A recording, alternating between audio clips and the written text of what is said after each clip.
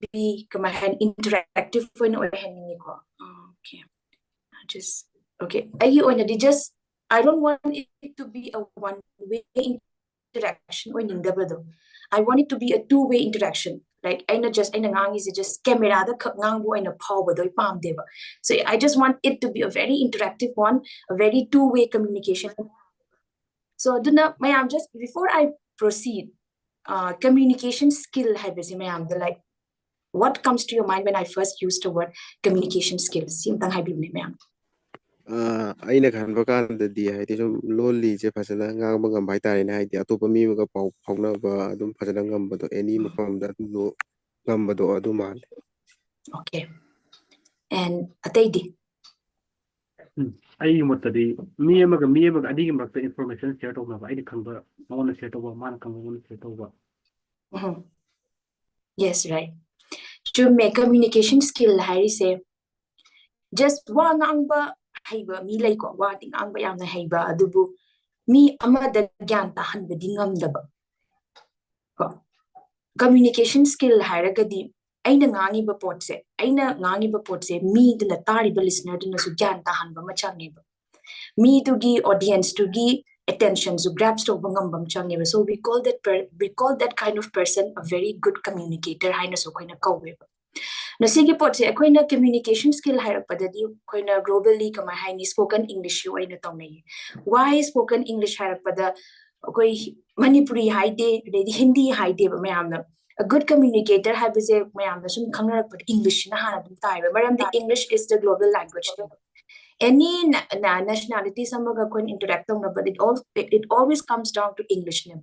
French machama thengnaragus, German macham thengnaragus, it's always English name. So hojiki matamjidadi it's very important to know how to communicate in English name. Mayamji English til loina khangam gani ko. Everybody knows English. Akoi 11 12 daso koi English ke medium na dum thara ine English ta para ine we all know English never. English did loi khang ba never loina. But akoi na same na samna har ba koi Manipur macha har seba. Akoi Manipur macha sina kai gidamakta no English ngang ba da mayang sing jiga yenabada lekta wi se kai no ka har matam da. It's not that they know better than us. Mayang macha sing din akoi di hena haibe su na teba. I have come across mayang macha na ngang ba se grammar ga si soi na ngang neba. It's like grammatically error loina lai ngang ka neba. But main when I know more the thing is a kai no moina wa ngang ba so yam na haiba mali je kai no ina khan ba is their confidence. Number one, the most in a confident or personality exude with mayang sida. So akoina mayanga high kragadi akoina yam the inferiority complex amachara akoise kamahani setback amalaksa badu ko isa sida. Askay mayang sing English kasi bring ngange aduga mayang sing na English ka ngangakpada di moigi English ka Hindi ka yana base yamna fluidity manai badu. Aduna English kanga high English plus English language amo oina akoina ngangwa matam da yamna fluid oina yamna smooth oina blend in tongna ba yaye maitai lon ga English ka di blend in tongmina ba si ichan chana de ka haiba su thengnai but it's totally wrong. English in any language you can incorporate it.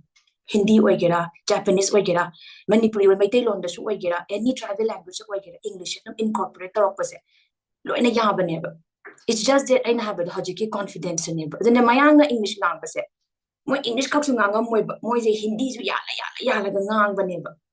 If you notice that as in English ma the English am haini na sun biyen ki ba the Hindi yan base ko the phap oi hota ba neba.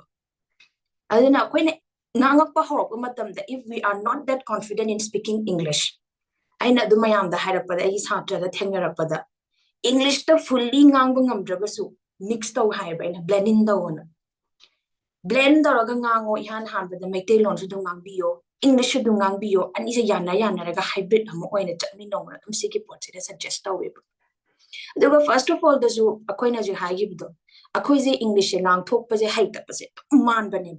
But unless you speak out, you will never know. Egi haigada babu ko. Sunga ngang thok traba. Haiba su kayam haino su khangoi, haijira su khangoi kem hairoi ba. Broken man ge man su no ba ngang thu ba. Koi swai da budi am nok nei ko mai te ma chama sen da ga English ka ngang na kai tau za sai no kayam haida English ka lon da nas. Moi san oi word English da gam san oi pak te ngo ka hai ba. Pak te ha ba wa hai sin ha no mang thai ba koi mai te ma cha da. Sigi kama hai ni chatna bi se lai nge ko si progress chat loi nei wa khan di lai ba mayam de kai wa khan lai no khang de ko but is hai ning hai no ba let the judgment in their own pocket ai na hai ga da ba akoi ni ngang hora loi de ba aduna but ngang na bagi platform je lai ta ba shno ne ba khoi na improve to dris mayam na hang ni ko kai maram ge no khoi me te ma cha ne english ngang ba da di ke no to dris tribal amaga wari shana ru ba di tribal macha sing di am miss ka am phasana ngang ni kan hai ba is it tribal ma su tin nei ba so what I notice is my tribal the church to oiro amba do oiro preaching the english to to bu su yawe and then my sunday gathering to them english to dum sana ni it's like they have a platform to interact in english but akoi mai te gi ti kamai tawi adu gi platform se like te ba so adu gi platform the later banina ngasai yin had adu gi platform se later ngang ngang na bagi platform later ngang de banina confidence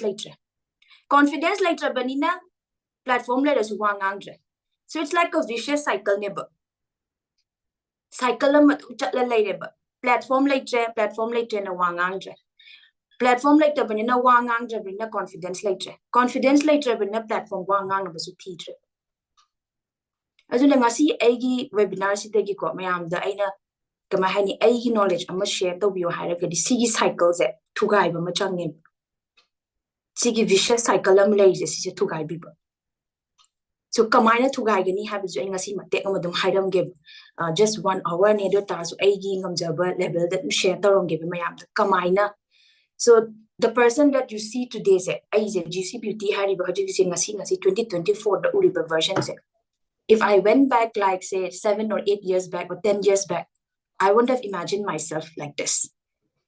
It's like totally different. That 18-year-old me or 17-year-old me would be very surprised to see me now. Saying na harbada.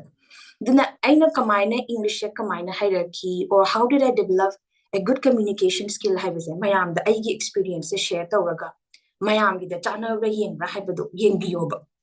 Just see if it collides with your experience or with my experience and see what you can take away from my experience.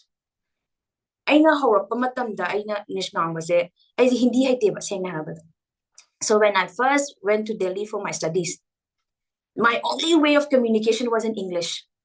I don't know Hindi is a khangdeva so English china it's just my way of survival never aduna ai je kama hai ni mapalam da tamak pase aduna yan han ro oi gi aduna mamang do English da conversation je ai sanarak te and mi khara dilai ko ko gi school gi time matam daga debate daga yam active oi ba dagi the extempore speech daga se participate ka tawraga yawa mi layeba but I'm not that type I adu participation ka tawrakte ba very honestly speaking I adu ge confidence ka je lairam deba stage sa thoga wangang ni khan ba da I je pura anxiety na ram mi moiram I have that stage fright matam du da aduna debate ka tongla na wangang na ba sing je moi je aina kamai lai ma ga ubodo kai mo jing jam hai English ta nga ga kaina pura kai nom da leiram me bai se but then when I went to Delhi for my studies I had to get comfort zone je thuga gi nei khan gi so for the first time in my life I participated in a debate competition yan han ba egi semester se I decided like why not mayang marak se kai gi kai dinu I try and tang to gi nei khan gi I participated in a debate competition and you'll be surprised I came third in the debate competition. My first time participating in debate competition and I came third. So I had to learn about English ngang ba habese kemta natlamdre habese it's like aigi comfort zones dagine aise confident ama oina malaga saraga aigi hoji laiba personality sina ta aigi hoji matam dugi ni ko 18-year-old me oidiba GCBT do nataba mayam da ina kamaina portray tawningi hab aigi personality malairam ganne ba gi koksida adugi personality do mamanga thanganba aduga wasi ngangi bane by debate today kem togi bane I did not like hack the English ngangba extra tamu bana teba aigi matam du laiba knowledge na I adum participate togi bane so sigi experience degi noi mayam sina hajik learn to hoba ya ba haira in high say you have to come out of your comfort zone today thogla aga confident oi ba saje I need to have the self confidence I be sigi mindset ma develop tawraga ne like English de di lalak pa ya chumak pa ko akoi iron juna te se nga happen loan nama tambaze it's like topa mi mana Japanese mana English kaze accent kadi so nganga but Japanese na ngang bani na kaina khandu eba kem kaide ba ko accent to soijers no kem kaide ba people have different accent and that is completely fine ako heta American accent na ngangu ba it's impossible because moigi lady ba moigi language ki phonetics or amora khoi mana deba so it's completely fine to have an accent kem kaide ba but the thing that is very important is you need to have that confidence. I know do the debate competition talk about I know do the land of opposite to the neighbor. I do the as a thumb develop the whole neighbor and then I know see organization yaw a global shapers organization yaw a yaw that I have to go abroad to attend event invitation me am lak pagi abroad I have to go there and attend seminars event me am yaw padagi I said to dagi mayam sida adugi mayam dina culmination mayam dina dem ngasi I see where is saying happen. So it's not like English ngang was it. It's a slow progress. It takes 6 months or 8 months to see the progress, to see your muscle growing. It's the same. English ngang was it's not like English ngang it's a slow progress neighbor. So if you feel that you are not making a progress, it's completely fine. It's a time-taking process. It's completely fine. English everybody has their own different pace and it's completely fine. Me mana hapta amdang hakta muraga satlon ngang ki bahi basu yawni. Tham da tambaga ngang bahi basu yawni. Tha ani chang basu yawni. But maru already effort to neighbor. What is important is the effort to neighbor. Aina satram ju tambira me. So he's an actor also. Maze mana hai magi tongana tambiyo miss kind hai maram di mayam pullaga yawbudu nungaite since he is like a, a public influencer am laibani na mayam yawbudu nungaite tongana tambiyo hai aina ma tambadai am learn to hobase he gives that effort 2 months aina maga loina basitene he gives 100% of his effort pi baduna su maze pura change sama tawgiba Adudena Kangawe, me man effort, Piragadi, oi the Valete has edu the Kangawe. Yes, Nila's your high age 10 days. Nila also was there for 10 days. It's the effort that counts, never. Effort to this Adum Pibi Baquena, Pambi Matava, the Ishing Adum Nunti type, but Aduki type the never. Effort said, there's Nunti Kara Biba. See never importance. Nunti to way up effort, no habado agi share Karatoram important. My auntie lady. But ngasi is the current share tawam give making level the go effort hana English develop to was it kamina to me hamatam I the talk about the nico I say I'm the kamahani role play on the we call this like visualization and a go away but series visualize those up I say hayeng say webinar am yaw example nico no say hayeng me mag interaction to dore Adai aise hayeng mi maga wa thoknaraga interaction ama tawna dure or aise stage ba thoaga wa ngang dure hairagadi I hin tum da bit practice tawge tawba visualize tawba aise hayeng stage the noise say suppose you are going to interact with say 20-30 people group of people amanang noise interaction tawdure khala se so what you can do is you can stand up and imagine that there are 20-30 people groups in front of you visualize tawba wa ngang ba This is very important. Adugi pots visualize. Whenever you go in the real life setting, no aseng na nang na sagi practice tau gibado. Real life to translate to bungam the you might not be able to translate it into what you have planned, but at least 50% ka translate to it's more than enough. No in a plan the poto 50% to translate to bungam but it's more than enough. Visualization it really works. I know debate competition. Some Yara Kimatam, I know I hinga to them. I said, Kizavanina, I practice some time. I hang the stage to the stage because I visualized over how we stage because it's like in your base. Haying any left the stage, I know by Chatlagal Halib. Visualized our Halib. I practice the way I mentioned as Hakala, like Mangang Bahawim.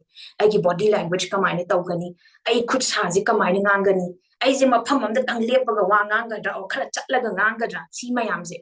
Visualize the so minor visualization is very important. It really works and I know that it will work for everyone else too.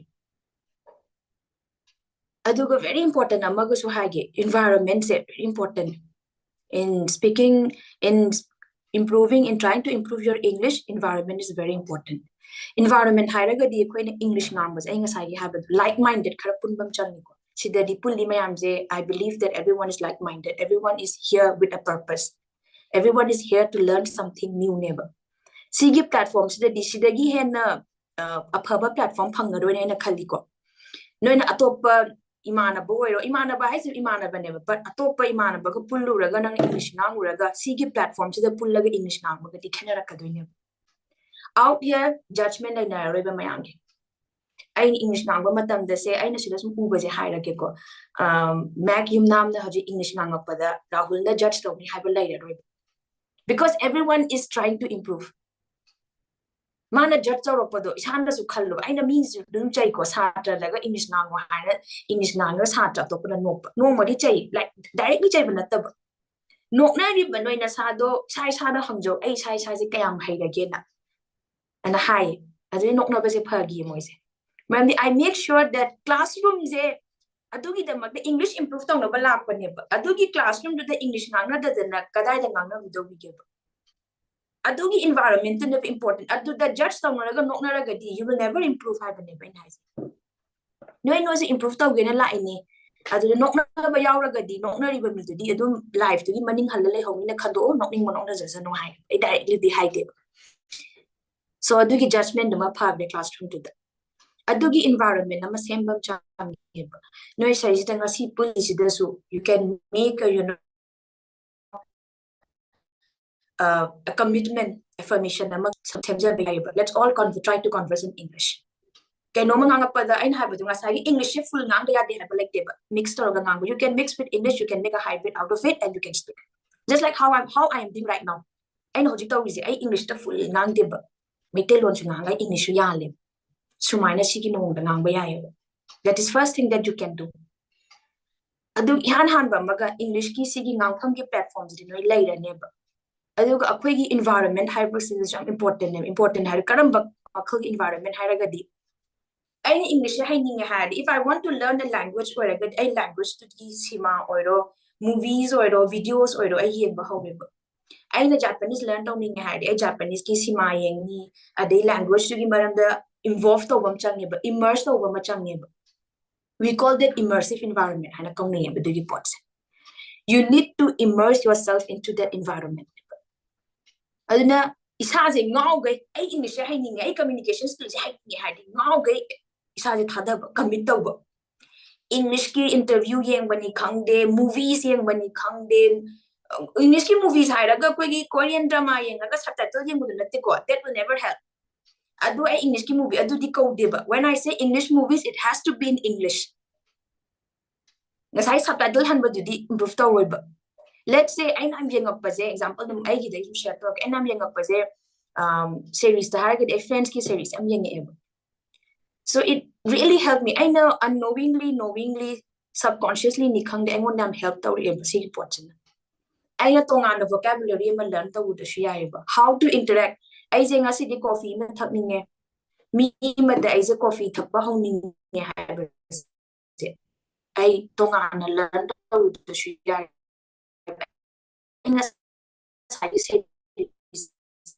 yengi bada nupi mara nupam der nupam idu oil kamaina hose yellow ho. So when I first started out I used to write down everything I projective phone so then request I said so whenever you come across a very nice conversation and nupi say coffee would you like to go out for a cup of coffee hybasida yam naiba mong da high le khala seba no yadi potashin do ho ya ba phone the direct adu mai sal ho badu noi na nupi kitang noi na pamjaba nupi ma da coffee thause hobada adugi da nupi sizina ba kem kai de ba chinjala hoba phone da do adugi da do sizina hoba.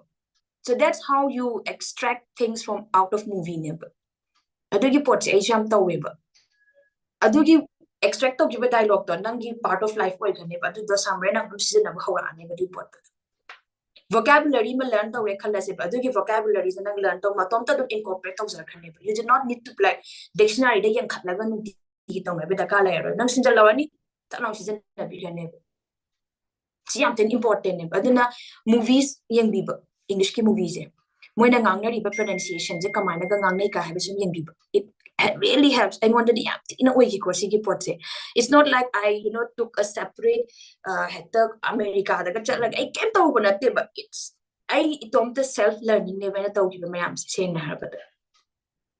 aduna ngasi dagi I naga yamna self-obsessed amazu haye I gida I na kamana to bige have the self-obsession am di changi ko I say hate the bayate have a self-obsession am di changi I English hate the bad. I English hate do or die. I see business that was an English hated in Shunayaro. I see careers a tonguing say I English hated in Shunayaro. I communication skills I hated in Shunayaro. Had be coaxima di changigo. It's like do or die, but she hate about to a kahave mumba. A do madi changiba. Half-heartedly as I hate to share the English book. I don't know that I have to do. I do the yard, but she did. How to pagi ports the effort to be Ngasina 70% pire sum ka thokraga tham leraga mu 50% mu piba aduna teba nang nunti 20% khak piba effort to nunti 20% to tum left the nu pibiyo nunti gi aina hariba tips in 20% effort nu pibiyo consistency in bichame ngasina ngasai gi aina visualize to ga wanga ngo habido ngasina ta full day visualize to ga nongala ga na pura ka ga tham leraga mu ho adudi kemte improvement lai roiba. You have to give the effort every day. Every day nutigi macha do people. Aduna sigi macha people se kamai changi have matamda ngasagi na have the videos am yeng bio. Sima yeng bio videos yeng bio. Adu mayam size de lai matamda noi naga self obsessed by celebrity or noi na ngauza ba celebrity kum baga lai bro. It can be any. Lai. Kana what? Celebrity that is sportman Ronaldo. Ronaldo that okay. Any other? Andrew Tate. Okay, I don't know that, but okay. Any ataydi?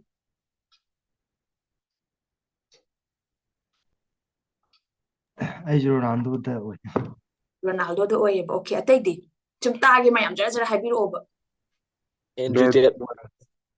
Who is Andrew Tate? I don't know him. Jordan Wells. Angelina Jolie. Okay. Others? Jara hairong ne. Tagi ne. Tom Cruise. Sat. Habiyo. Sat. Leonardo do Pretty Zinta. Okay. Others are medium yame. Jara the habiru. Leonardo do. Okay, Leonardo. Okay. And Mary. Okay. Selena Gomez. Okay. So fine. Arena. Kana. Sarina. Okay. Selena Gomez, Ronaldo, hojik sum pick up tower agib Angelina Jolie, no ngasita ubaya bize. Selena Gomez, I give when the growing up, I say can yam like me to give Shima Kai Kanguna Tiko. But me, the inner personality wise, the end young was look up was a Shushmita Sensiam, I don't know why, but she has a personality. She has that aura. Me influenced over me perspective was a market personality. The thing stops. She has ability to have the I know but you wouldn't be shy. Selena Gomez so I gina Sushmita Senja Padi I hibernate. So she has that personality. I know my personality is a copy of thousand keep Managa Wangang, but I say could come a degiti Wangang of body language if I say copy the Boho. I started copying that. Managa Wangang say yam stress she speaks very slowly and she has an ability to make people understand when she speaks. She has a personality. Other no celebrities, a duty or a Selena Gomez hires him. Selena Gomez has a very charming personality. Charming oi bama wanda wangang but the mean am nushi and bama chang near Selena Gomez. So no na to ya base what I did was I just Smita Senjam ngawzare mana ngang English I copy to bo hawre. And another which I very like is Priyanka Chopra.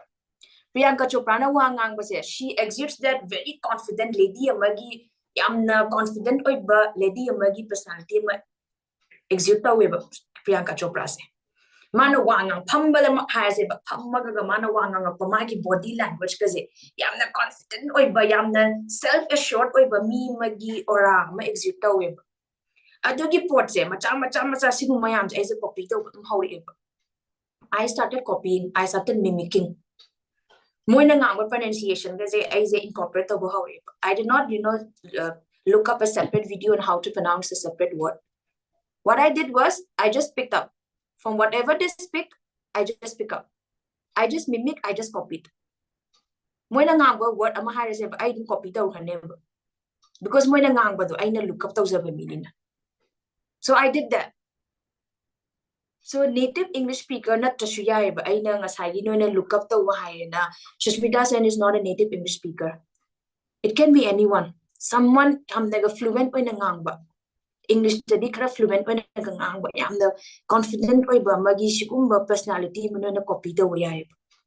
So in speaking English dagi conclusion pi ba base mimic and copy. Kem ta kai de ba mi ma copy to ngang base it's one of the easiest leram ba ne ba photo kap tho leram ba ne ba photo kap tho leram ba just akoi na mimic and copy to do khak ne ba no ngau ba mi adu kem ta kai de ba I did that with Priyanka Chopra, I did that with Smita Sen. And it really worked on me. Sometimes I used to think that I'm Smita Sen also. I used to Smita Sen but I used to think that I just Smita Sen interview low in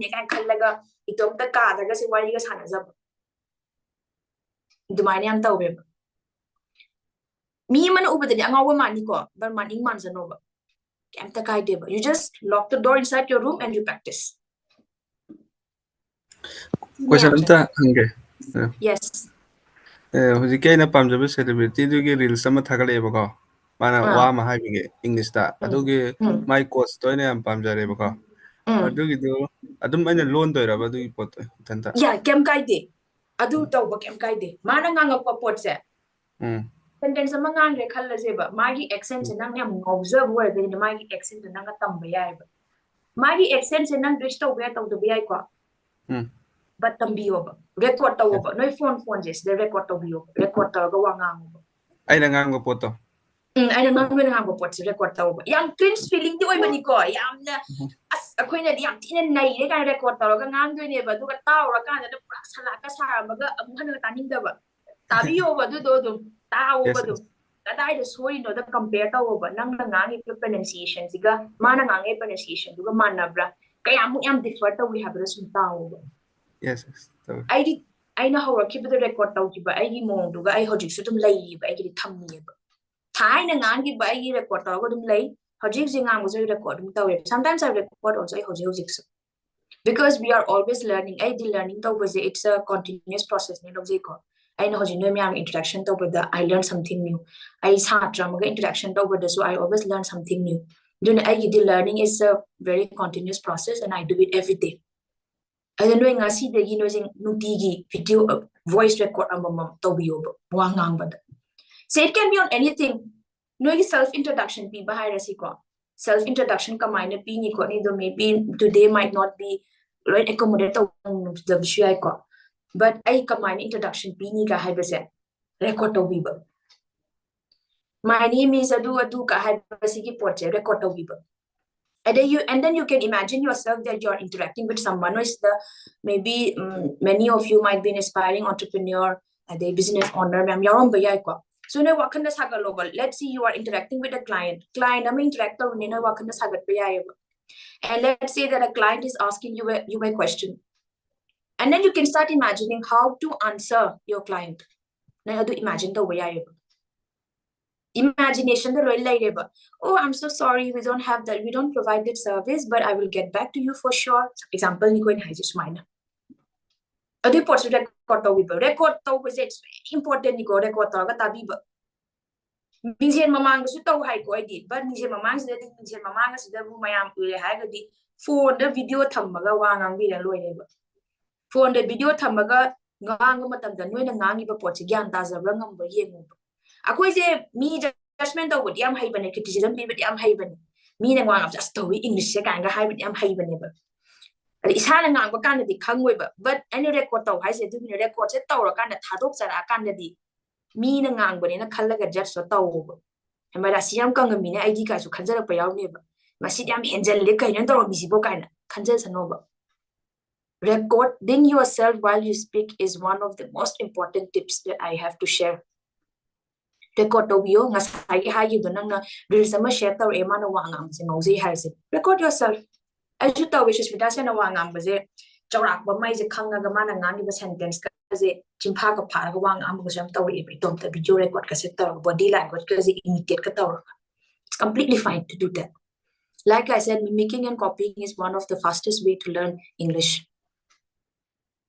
Moidi already me mayam thenarala amina how to communicate habse khangabaneba aduna koina English movies ama yengba hawrakpada ai satra yawramme thaina taw matamda English movie ma yengbada mina ngangise kaino habsu kam nosan bangamdaba class yawrakpada aina ga English daga wa ngangbaje aduri nang aina ngangbase gyan tabra hangi miss kem gyan ta di hai English ngang ki mayam to hai so I thought like I would make my medium je two-way on the thame eba ina Manipuri zu English communications spoken English ne haraga ina dom English ta ngang raga mi du khanghodragadi it doesn't serve the purpose so what I did is I made it the two medium language a new hand grab ina men de ina ngang na miss aina na ngang English to kem gyan ta hodre hare hangbo je mas ikai bi gi oilera me nang gyan ta dragadi hado ha ya dra hai je mas ikai de na hai ta bo oilera me so thama le raga yam progress am de gi du sat adu gi angang je tham le raga di ma khange hai Miss I now Kangam the Bodo, Hositi Kange,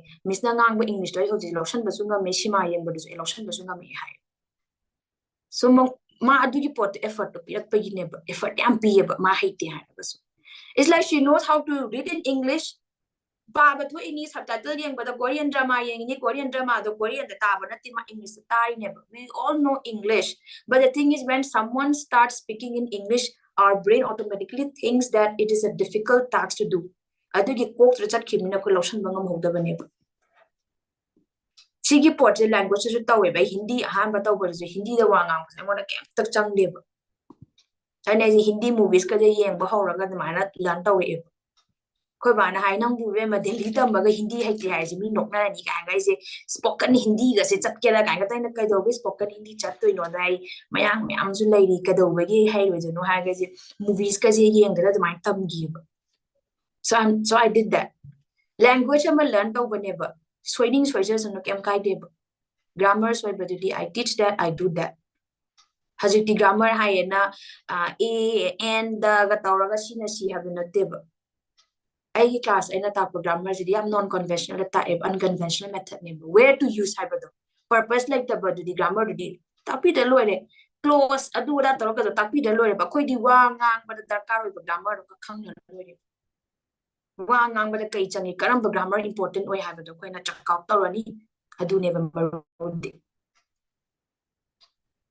aduna grammar yang hairu ba da ta di active tagi passive voice on ba kan ga khangu da su yai ba sidi su kang da su ya ba pot ne ba basic grammar wang ngang ba kari grammar changi basic oi ba kai changi ha ba learn do bi loi adu da wang ngang ko di mi ga thengna ra ga adu wang ngang ko su hairak kan ne grammar khangdan grammar sweda ga grammar sweda ya da banina basic grammar to describe ya da banina adu learn to be galore aduna it's like learning English is not a Hercules task it is one of the easiest just think that you are learning a language that's it adu khakne na khanbiyo ai language ma learn to wini sida ai kemta isada kemta pakhat pa pokningai lekte ha ba pot sima khanbi mam da ka tai Nasagi ay nahagi ba tipsing do adu incorporate to wa hobilo ang aside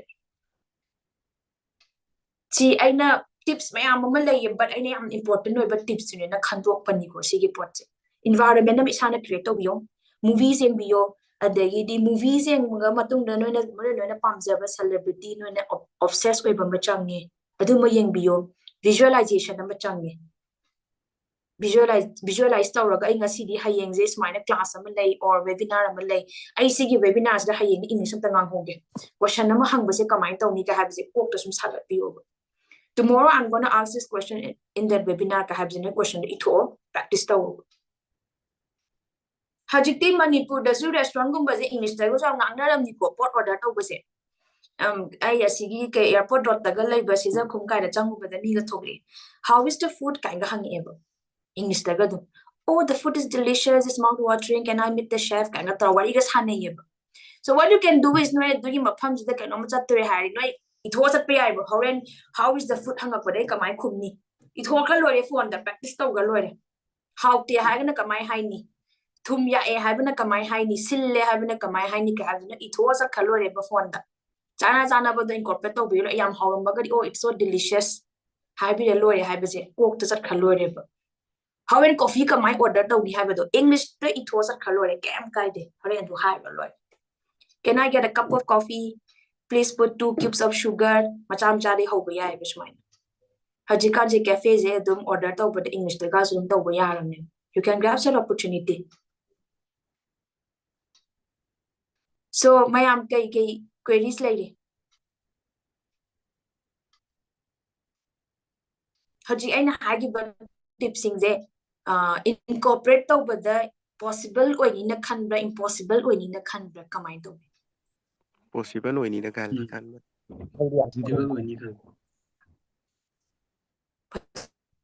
possible oini na khan yes okay na English ngang ba je mari da su khaido iko wadi ngang ba mi je layeba kari ngang de no su khang da ba adagi di wa je ngang thok pa su ngam da ba adugi level ama su lay kai ngang du no su khang da ba ngang thok pa su haita ba second gi level da na kai ngang du no di khang ba ai si ngang du ne di khang ba ngang thok pa di ngam da ba third gi level da na ai kai ngang du no su khang ba ngang thok pa su haira pa level fourth gi level da na kai ngang du no khang da su ne nga si ngang du ni sat pa ngam ba di confidence ama sung khang da su prepare sung taw da su ai du ngang du ni na chat pa du gi level ama so you need to specify on at what level you are at som isa self analysis di isana tawjaba mi chang ko ai je karamba level de lay energy high level do kai ngang du no su khang da ba ngang thok pa su ngam da ba first level second level de na kai ngang du no di khang ba khang na ai jong sai si ngang du ne di khang na ne English to the command express to du no khang da na ngang ho dre ka hai ba do hangjal la aga ne vocabulary do ek wat ho ne do ngang ho dre ka hai ba du gi level lam third ta na kai ngang du no khangak pa ngamap pa interact to ngamap pa fourth ta na ai prepare game to du share ai chat ku chat la du ngang again ngam ba du gi level sigi level si da kana kamai lay na khan ge self assessment hojik to bad ai gi tu do je Isu wala. hai di kai ngang du no di khang ga ngang thok pa ngam da ba hai di confidence wat pe hai di ro khang de ka pakhat la taw tu da di lay re gi se do ga confidence te for gi do adui confidence te lay okay tu da di le do for ai na thok pa di yaw rai ko hati jat pa da moi do asang ak lo le ko hospital ai na pharmacy de hirak dai tu ne ado ai hindi ju hang de ba English Manipuri ya le hindi ya le English ya le ba yak dum ka ai to hirak to lo di lo ai na ngam da ai thok nga okay adagi confidence ma chu chang ge English da atai di ke level da ai tu da le Tu lay ai ga. okay Mem tu de lan tura ga 3 da lag ne yaw kan hona. okay good to hear that atai di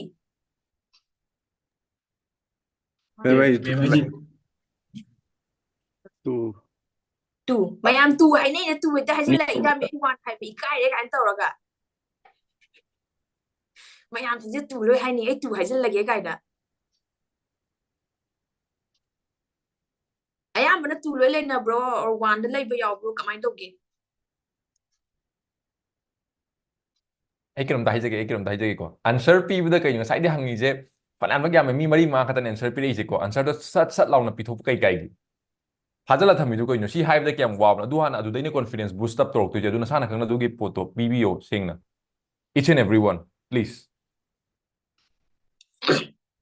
the judgment over give platform that this platform is not for to judge people. We are all here to learn, and it's completely fine if you are at level 1 or level 2 or level 3, whatever. They will do in a coming begin episode.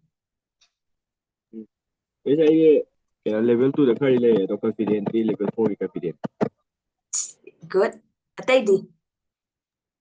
Sister, level 2 the delay at 3D of the 3 of the okay.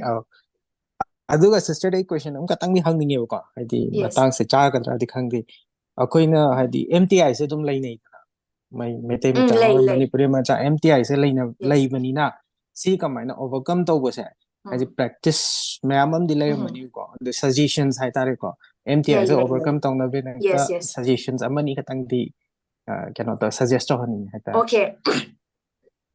MTI overcome to was it pronunciation some na I hierarchy am na koi mete ma cha gi da yam na soi ba haragadi sa ga sha ga se yam soi nei seng ha ba I am sitting have what I am shipping ga har gumba it's like totally different never adagidi I saw her ka hai that I show her ga torok gumba show ha ga the pots na so harapa shadow ha ga the pots na shadow ka har gumba Shigi ports it. Saying Araga Dika, Harakanda, Quegi, Mete Lonze, it is included under Tibeto-Burmese language.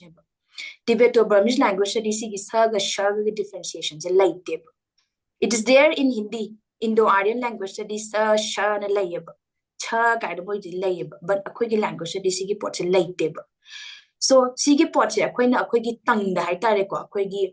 Articulative organs haina ko we koina language ma tholak ba sigi articulative organs ita koina develop to kita bagine ba naha ui ngai do oiro koina api ngai de gi sigi pots develop to kita bagine ba an articulation yam changne ba chin je aina angang sin da hai ba mamam tawi chin phajal laga wa ngang ba ta chin je stress khara khara to biyo hai ba changne ba chin je wa ngang ba ta pha ba na ta ba I want to go there. Do you want to eat this? I saw you there yesterday. There's a show coming up. So it's completely fine. Mother tongue influence like ba haraga koigi wangangap the accent se samsana harba da sagi mayang macham na English ngangap se yam line na adum khang bane ba maje mayang maje India de ni have se khang ba because we all have that accent as I argue that it's completely fine to have an accent Japanese macham and English ngangap se mo raga laga samjana na ngang bane ada ko nong to nok na ru de ba Japanese ni da khadu ga taw be ba aduna mother tongue influence like be develop tawrakane basi tam na semdorak pa yabane hajiki maratang influence kamai develop tawgani habida kamai omit tawgani kamai avoid tawgani habida but pronunciation drill tawi ko pronunciation drill je asidi nang da bi ai but exact khara yamna kama changba pone pronunciation drill to ngana tawe ba maratang influence ka je avoid tawna na ba adusigi pronunciation drill ga je taw matam da ta da ba satra yam yawe ba completely fine practice hanjana tawga tarak pa yawe ba kem kai di mayang ngari haiba haitrizidi moi Indo Aryan language da ngagi charon ji yaude ba duna moi da jingari hailo moi haibu thoi ba nari kha harakani ama harakane ba merandi moi gi language da ngagi sound ji leite ba akoi da di ngagi sound ji leye ba aduna kapta kai de ba language ama kama akoi di language ama learn taw de ne ba aduna akoi na si saga shaga difference like da ba Sanjana Hindi da se chota hai ba pot se koi maite ma chana ngang padi chota yam hai ba bahut chota hai hai ba it's not chota ne ba it's chota hai to ne ba cho do ne ba ch to ne ba chota na te ba si akoi na maite ma chana Hindi ngang padi ta da be maram ji kam na te ba sa gi akoi gi in ha ba akoi gi language to yaurok ta ba gi ne ba khona tamak ba cho kai har pa si gi pot yaw ta ba gi ne ba Shigi pot di develop tam dawrakane ba akoi gi confidence di akoi accent se thi gera accent ama oigera khudi ngang ba aina ngasi ngang bi accent se aish mai oiram deba it used to be a very different accent ngasai ai je haji gi ngo ko accent se mayam na hai Priyanka Chopra na US da laiga accent anga ngang dana ka mi nam nok na yeba but it's understandable ai hojik se aina event ka yaw ba chat pada ai je European macha ma ga je English ngang na ba ne ai je water ka ha ba ho re ba it's not like ai the man ngang ni ba na te ba adugi environment marak to the laiga ga di dum ngang eba accent am change taw eba aduna ne bai sai habado it is important to have an environment habado akoi swaida di ngangna ra loire water higera doctor higera any nganging be accent am da ngang loire noi na ngangi be accent do ama ngangzo noi yu be accent am le rong ga ne ba isa gi accent lo different oi ba ne ba hajik tribal am nang pe accent ga mai tem chang ngang pe accent ga mai tem cha du nanga adinga sagi mi maga kena ne be accent se kem ta kai de accent to di ngangna ga develop to ka then without speaking you cannot develop an accent ngang jaga de accent se kamai to we khang de no adu accent se du kamai to ni pronunciation does depend to we ko pronunciation phazana se nganga kan de accent amasu lak pan if you have a clear pronunciation on how to pronounce a word you will have that accent you would like and I in English ka ngang ba hawra pa dai je hoji thaina torom me accent je mayang macha amaga wari shana ba matam like accent je mayang gi typical mayang gi tat ngang gi accent am dum tawe adugi mayang gi accent ngang ba je ai ngonda nungai te ai ngonda palle be English ngang ba sigi pot I notice to ba hawe whenever I speak with a mainland Indian my accent changes and my tongue become tight sigi pot I notice to ba hawe eba adun I sigi accent je ai ga chana da accent ga ha ba je khangre ba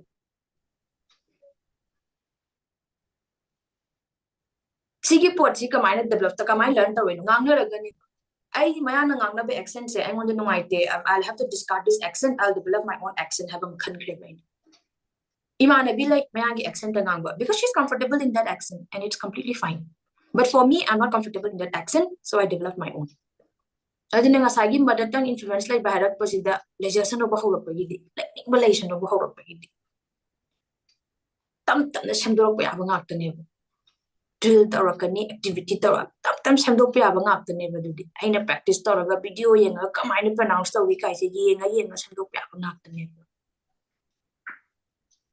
so don't think about nangi accent se mina judge tawni haibagi judgment in akanda thambi nangi oi be accent ama develop tawgi habi wa ngang na that's it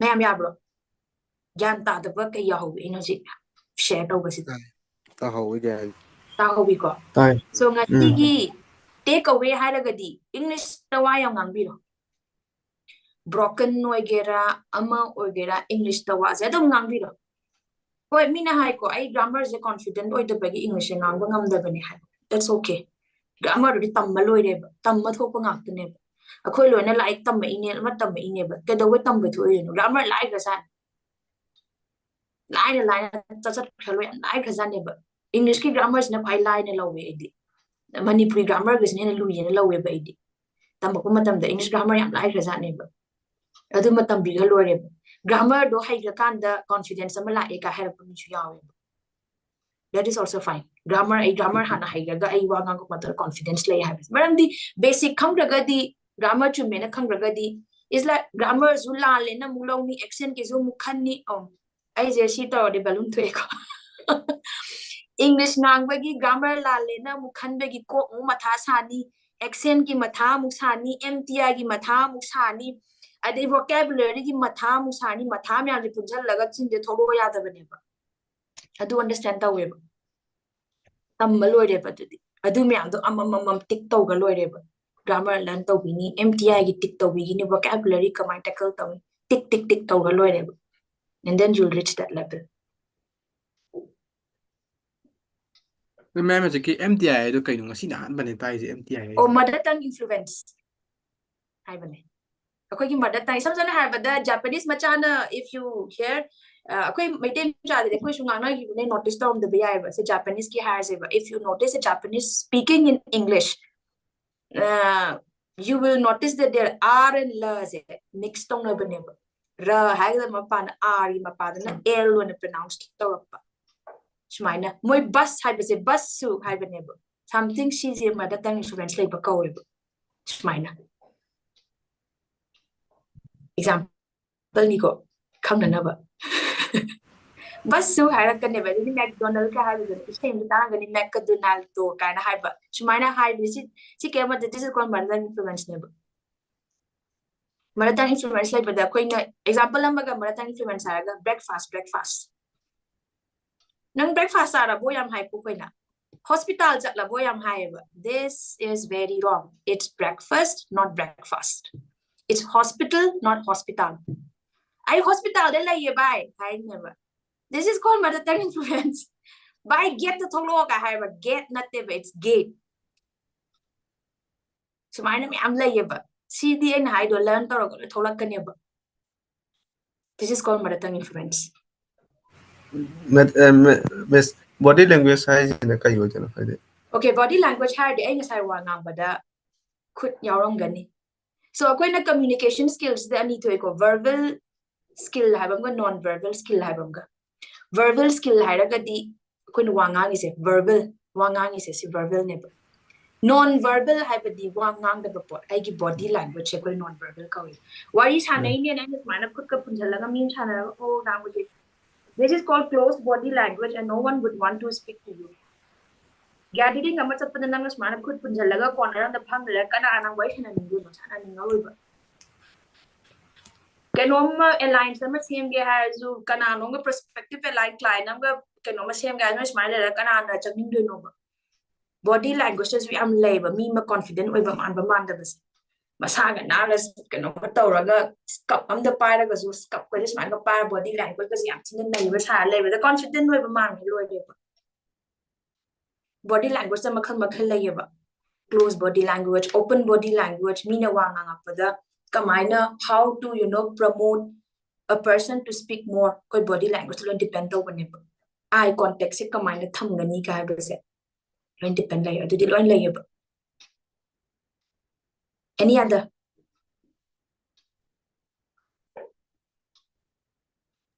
Can I Misna Hosik I think body language is minus close or Wangang Mutuga having a size my Mutuga. Difference way. Or the body language and the meaning of what is Hana, meaning of what you want on your card is my Kanana continue to do. Meet the ying and immediate admit some ying lay your hand admit to be a meet when uncomfortable way never.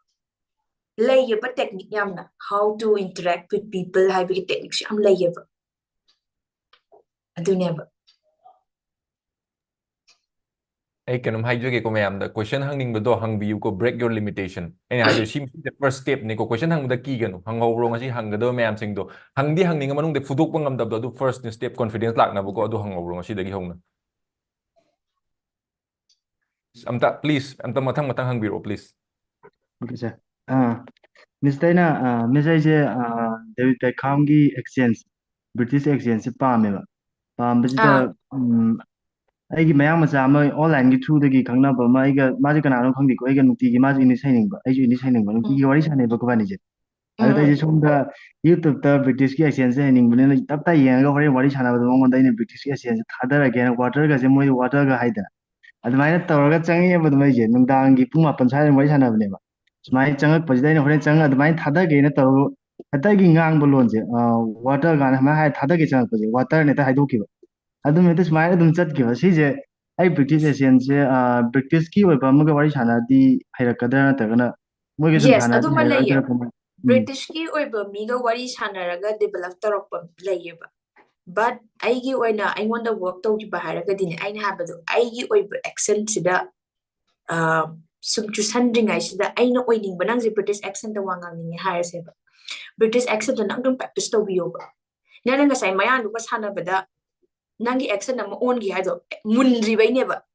Talon, but the Mundri by never. Mulla akan the lucky never, none don't practice. I say, none of the British accent and British much I'm Sana, they are like them. Me labor. She speaks in American accent. Ma American macham roga interact right hanging ma tawdi haiba. What she did is she practiced. Ma practice we have a American accent of Mango Pamadi, American Macham and America Macham, one now, a dum digi, young people. Send British accent Pamib, David Beckham the one on way and be away. Adum my sister, my YouTube the young edna. Mirror the site, Mogi British kilo and my practice. Mirror Nami Bay, record to I had a record of you have it. One on with the Aduna, background chum with the article that I had the accent on a chum, you have the article. British na wangang with the command ngangi hybrid ports madi minds the thumbaga practice to be time. 20% your way I can guide it, that's completely fine.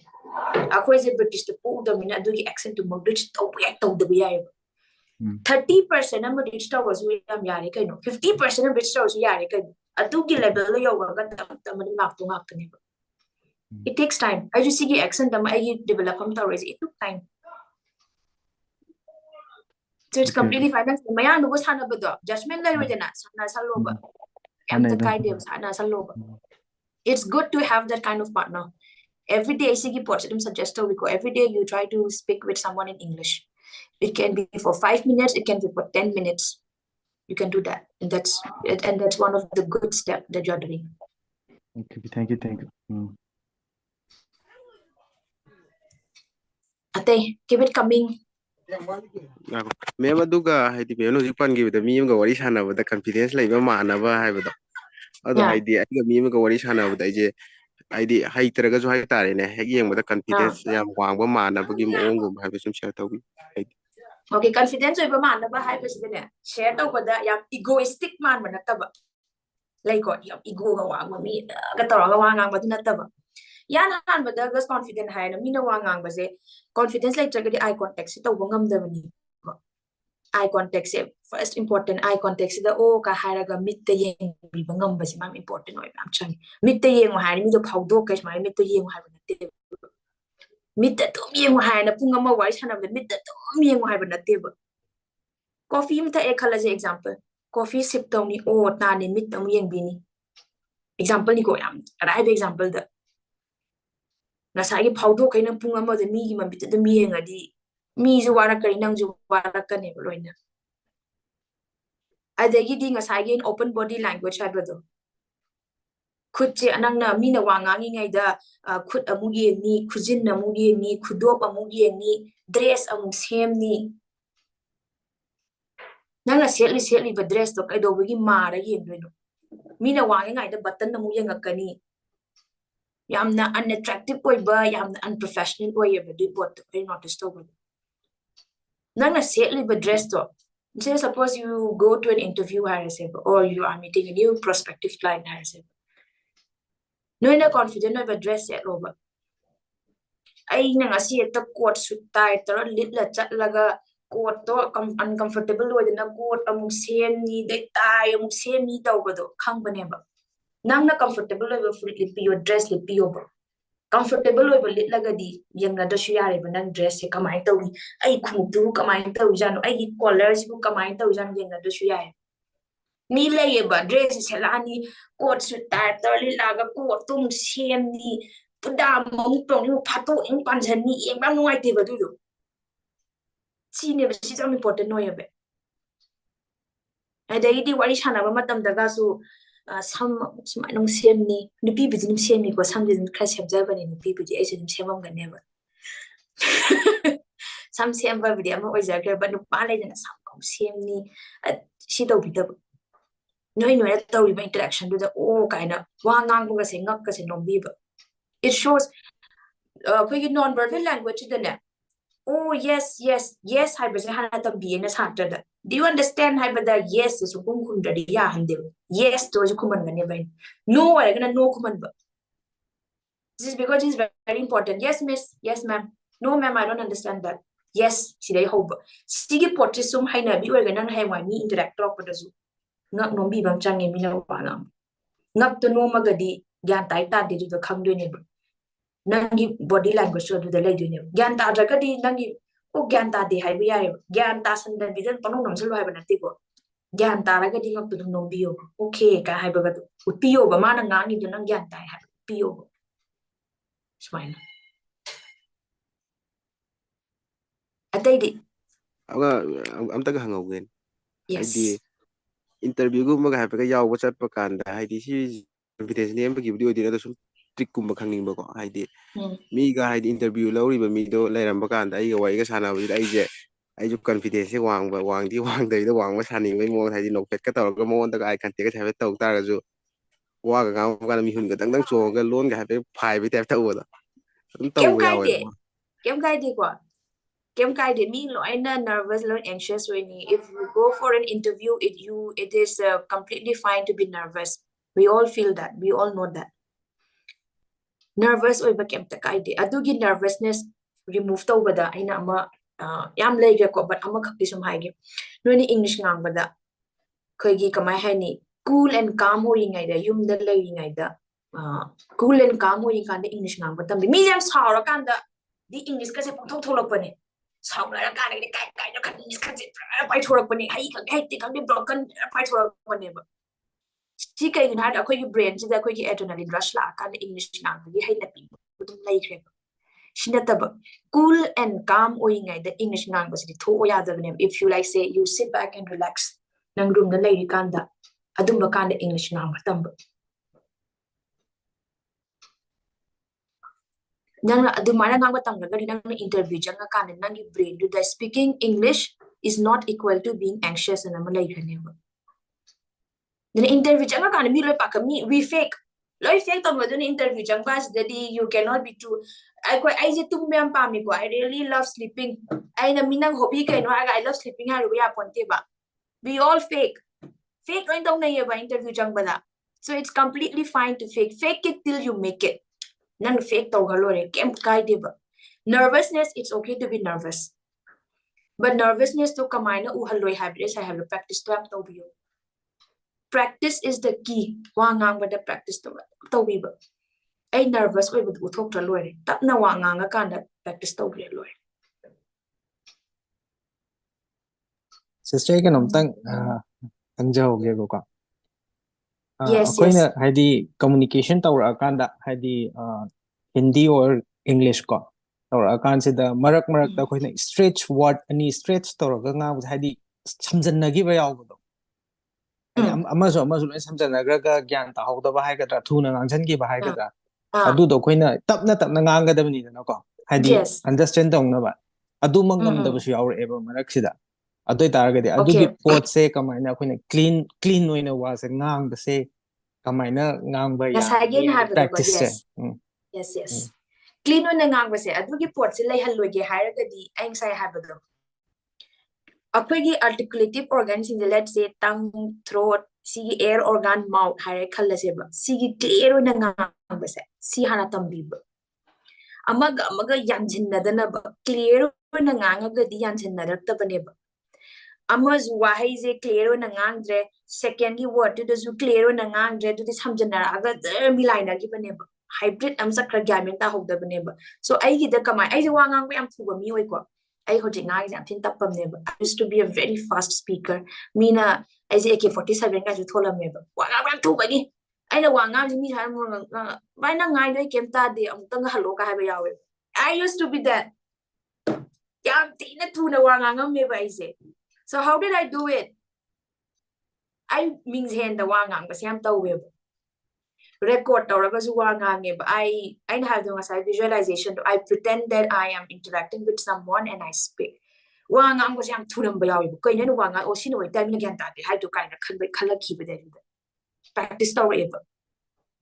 Practice story was the command practice the word among has a clear and a people. Clear when I have this stretch to be the mama part and stretch to be English. Ngasagi layable. Neat and tidy can the neat and tidy. It's not neat, it's neat.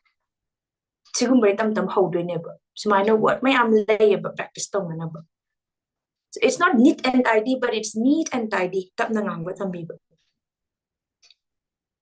So amaga is mixed to na rege hairagadi nang hoji kham question do yam phase ko I used to be a very fast speaker I say I na taw diba pot adu du neba record tawe mi interaction tawe mo record taw bi ko record sa taraga wa ngam bi and then you'll come to realize where are your mistake?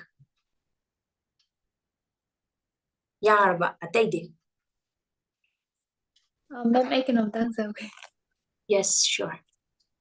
Can was English ngang was ko hadi mi ngang na kan da ko wakhal je thugla aroi ko ni mangam ka khal thugla pa hadi ado mi mangam khalang ai mi na kerong khan doi dana ai case na smile lay ado hadi ai practice to was na kamai to we har kan da ai do recording to dre ko ado minti ki sentence tara tara dum shame bo minti do ado na improvement ni ka hena dilai ti bo ko ado 이가다보 오이타라디 얌문나 칼라가 좀 이방함이고 아두가 ngangam다이시 미가 ado koi mai te macha ma sen na mo hena tho ebo ko ngam thai de tholak ta base duga atoppa sum ai atoppa ka wari shinara kan ti adu ma thanda ai sum ngam na broken kai kai pa ngang jan gi ba ado pakhati pakhatlaga hari khan bu do hari mi mangam ka dang khallam ma di smai phajana ngang ba yani ko ni kan ai case na smai lay okay haji hai ko ai na sai hai gi ko wa hai bada koi communication skills e koi na level mari ai gi oi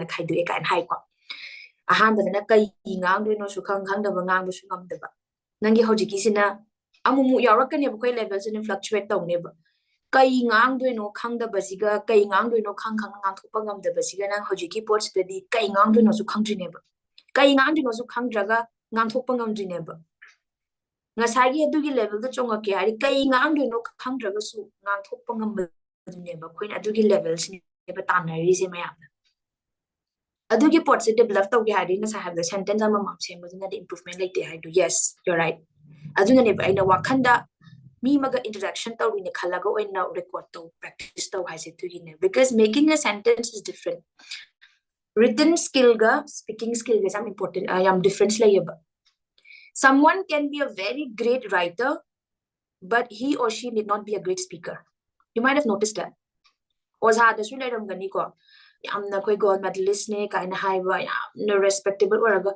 akoi na manang nang thorak pasi gyan su ta ba ngam da ba tumning ba dai ki oza di hai ma si oza si abi hai bani hai to kai no mana wa ngang pasi kem gyan ta ngam di se kaina haiba lai so that's what I said written skill verbal skill is a very different one nanang sai e gi bajuna di improvement like te hai do du gi ne wa ngang boy ne think that you are interacting with someone yan dai ko imi maga interaction taw ne na khalla go ne practice taw interaction taw ra kana wa ngang pa english ga na am different oi ban asagi oh hi how are you ka harak pasidagi hawraga ne I mean how are you haira ade kamaina khumgani sidagi hoba yare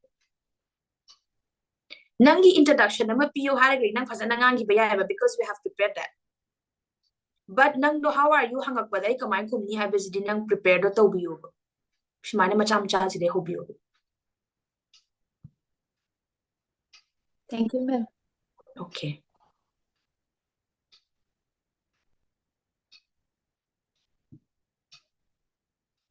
next question sister I can haijage ba yes I'm going to talk about thokdong ne ko sije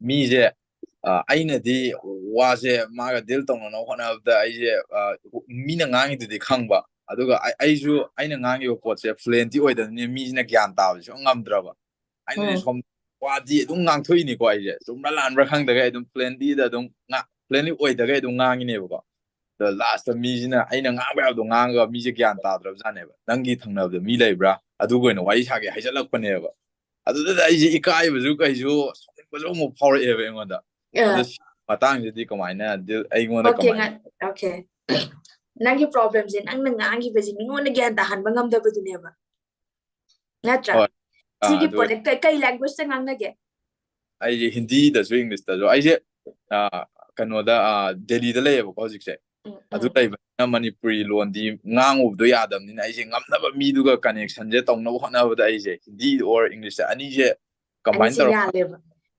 okay in which language are you most comfortable with hindi no ibra english ne hen karam bano oi english na di hen oi khang ba hen english ne hen oi khang ba hen na hindi di hen na taw de ba na tra so nang nga sai gi hai ba dum nang na wa ngam ba mi ngona gyan ta 100 du nang na ngam is limited oi hai ba sigi pot se aina limitation in vocabulary na hai ba nang na ngam ning ba wa se Manipuri jadi khanga English ta kai haige khangda baje khogi vocabulary is limited oi bagine ba sigi limitation je koi nukti gi word amamam learn taraga e bajuna kha improve ta oi ba ai ngasai haibado movies ama yeng badasu English ta yeng biyo ka haise kem na teba because you will learn something new every day word ama hairapado post to biyo meaning yeng biyo ba meaning yeng raga meaning kha yeng raga thamjan gi bana taba make a sentence out of it one sentence ama semora gari nang word meaning nang khangho neba oh Manipuri da je sumaina haira kana sigi pochi season na bayai ko habese I do that say if I read a novel and I come across a word I oh English da she haira gadi I Manipuri da she hiding kana she hai bayai ko kind I dai koi man I yam khoyang ko shaw ne ye cha yam lak tak nei ka habese she kana agum am da dim English da tho yaro dine emotion da yi hoba ya example ligo emotion mayam am nei ba sounding ba kapning ba nungai ta ba lang tak na ba sina kamay hai no ka hai ba anxious oi ba sumaina ne ba word se ko na tv mam di chang ne ba emotion da yi horaga adu nang nga sagi nang na wa ngang thok pa na gyan ta din da su na di ngang hai ke mate nang on nga sagi vocabulary is limited oi ra ba nang na ngang thora ko word is limited oi gi ba ne mi sin na gyan ta ngam gi ro do ne gyan ta ba aduga nana wa ngang ba do su mi na gyan ta han ta ba hai ba se tap na ngang bi one tip number one tips da tap na ngang bi ba china senior da machak ta na ngang bi ba broken way jera su machak ta na ngang bi ba ara nang gi haidi aina hoji taw na tamina amutang interaction ga tong ra di nang ngangi ba poche kamai na ngangi ga halu khanga ga mu ken tips pi pi nu ga da ne but sina aina general ne pi tips ni ko khadi helpful oi bra kamai to oi yam okay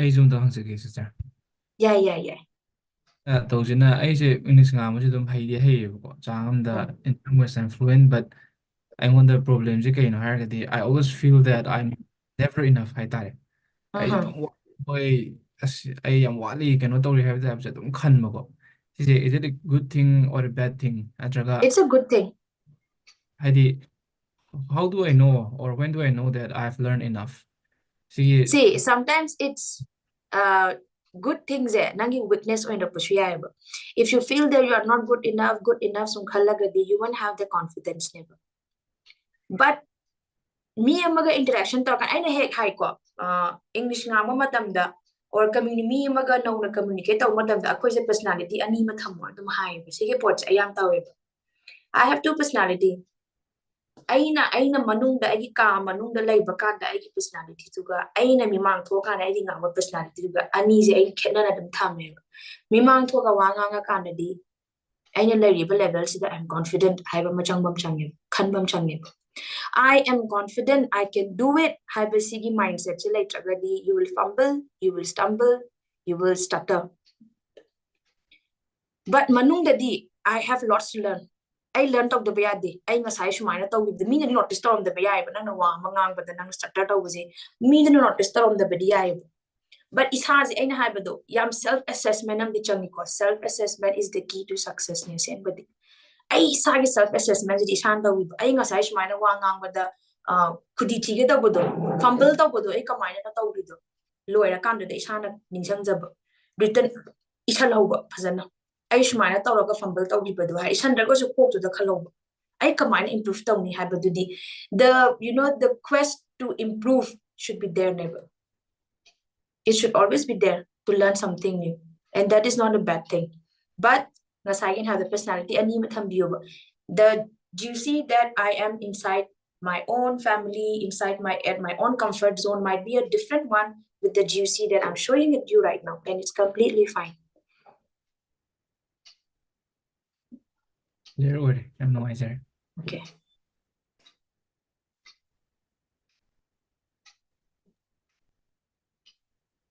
next question any other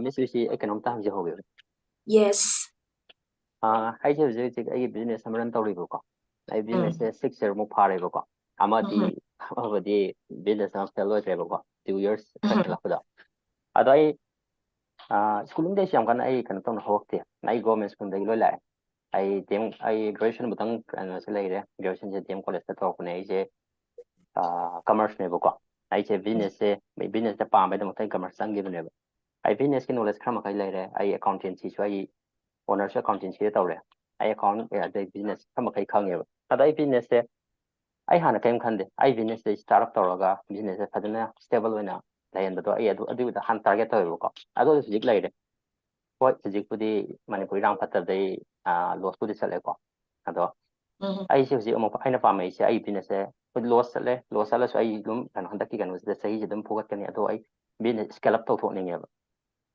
aina se digital marketing se lai se so ai business scale up to na ne ba ado ai so personality gi amasa communication se si so ai scale up to ninge ba ko ai gi oina ado hojik ai se kanona mystery sina sa hai ba level 2 du lei ba ko hen oi badi 4 farm ne ba ado ai se hojik kai to ya ado ithan da su leraga ai practice to bodo ai wona matam sakang tai oi ba ko ai dai business se chakhaga ai kam kana halak tu no khang de ba ko ai no ma gi tak tum lo traga dik tang dum theng ba se oi ba ko ado ai wona matam se kanu to ba lei te aduna ado if aina kanoga adi kai mo coaching na tra kanu kuma ma schedule ma leraga di ai matam se dum ka du gi ka to e ba ko ado ai sa gi to han ba di ka thok tre ba aduna mystery sigi adi business gi service na ka kai pe bi no ado sa pe tum khang ni ba okay ai business service ki pi ba se hojik haibana phadora or haibadi haibadi atei mayam ji yum chakhai or also kitera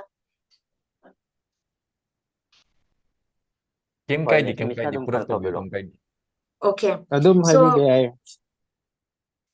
hadi jar chakhidera hadi amuk divert to gidera khalline ba atei mayam gi question na mo adapt to ngam ho jadi kan khalline okay ai gi sida kamai to ge haragadi ai gi se thama hairase example laurasi ko thama gi course sida takpa matam sida ngasai gi somna haibireba matam kai thukpa ngamde hai ko matam kai thukpi bam di chang seng ha aina kaino ma tawge haragadi matam kai thukpi matam kai thoktragadi how will we learn or how will we improve si madi chang matam amdi kai thok matam se ai go na si haibadi kanu do kai thok ngam de ba ne isa gen to na kai thok ngam de ba ne aduga ai gi sida coaching gum ma ai gi sida ai di kaino gum ma training gum sat le haragadi adui matam di adum ai di ai gi business tina aina matam da manage tawe ba ko that's very good adudi so ai gi service ki matang na haragadi seng na haragadi ai gi di aina haise I'm a communicator mentor never so what I will do is spoken English kiti it's easy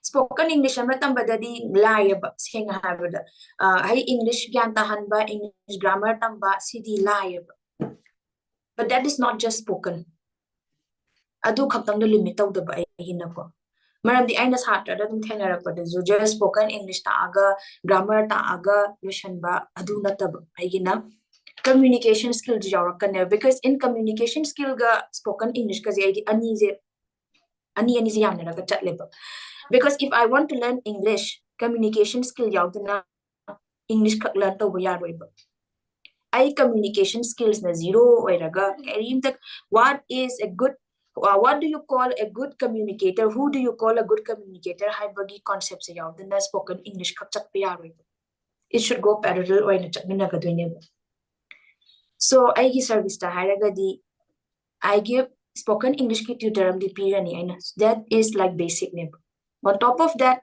I teach communication skill also how to communicate with someone how do you communicate when you go to an interview how do you communicate with the client how do you communicate have the CPA kanib aduga yes I have the grammar is something very basic and when I teach grammar, I don't like this is sinab cannot tense ne sinab a article ne n article ne not if I teach something there is a purpose we doing it one but important basic grammar and conversation example am has a communication skill either how do you make a conversation flow see example niko like I give what the peer coach adushiya no peer kanem because I've met like I know something pada I some observe to the tawe me some observe to me me wari sana ba matam dana same me je me me wari sana ba dana nga min ani hum lo shala thola same ꯇꯧꯔꯛꯑꯒ ꯃꯤ ꯑꯇꯣꯞꯄꯒ ꯋꯥꯔꯤ ꯁꯥꯟꯅꯕꯗꯅ ꯄꯨꯡꯈꯥꯏ ꯑꯃ ꯍꯧꯈꯤꯕꯁꯦ ꯈꯪꯍꯧꯗꯕ ꯉꯁꯥꯏꯒꯤꯗꯨꯗꯤ ꯀꯔꯝꯕꯅꯣ ꯉꯁꯥꯏꯒꯤ ꯀꯝꯃ꯭ꯌꯨꯅꯤꯀꯦꯁꯟꯁꯦ if you are interacting communication skills suklay ꯂꯩꯇꯕ ꯃꯤ ꯑꯃꯒ ꯅꯪꯒ ꯋꯥꯔꯤ ꯁꯥꯟꯅꯕꯗ ꯅꯪꯅ ꯄꯨꯡꯈꯥꯏ ꯑꯃ ꯄꯨꯡ ꯑꯃ ꯁꯥꯟꯅꯍꯟꯒꯦ ꯍꯥꯏꯕꯁꯤ ꯅꯪꯉꯣꯟꯗ ꯂꯩ ꯂꯩꯒꯅꯦꯕ it depends on the type of question you ask it depends kamaina flow pugani haiba adugumba tips yam layeba I share that it's mine so and have it's a parallel technique ne spoken English plus communication skill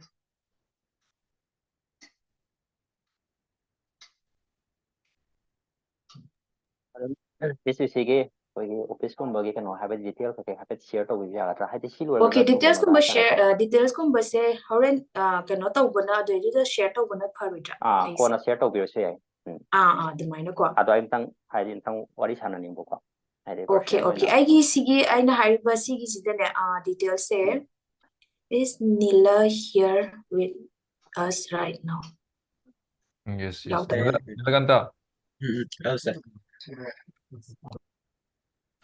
so share to pa yai kemta kai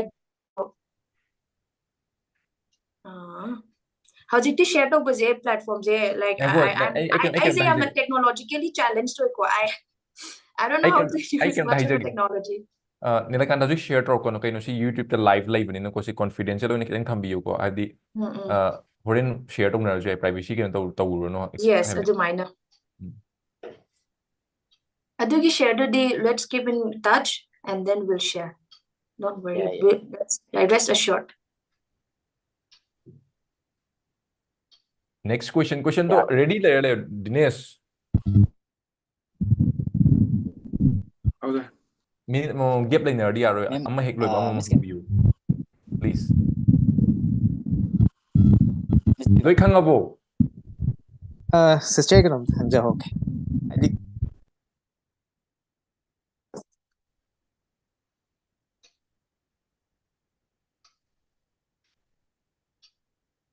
mute like ba male ko mute ti leite connectivity gumba khara keno le male okay tabir communication skills da aina pet khangjani se ma'am gi da kano tawbase sister gi da tawbi se haidi mail communication gumba hai tare da ko not haidi akoi kano khatang na tabada haidi email communication haidi effective oigadaba adugumba su haidi suggest tawbibra yarakani yes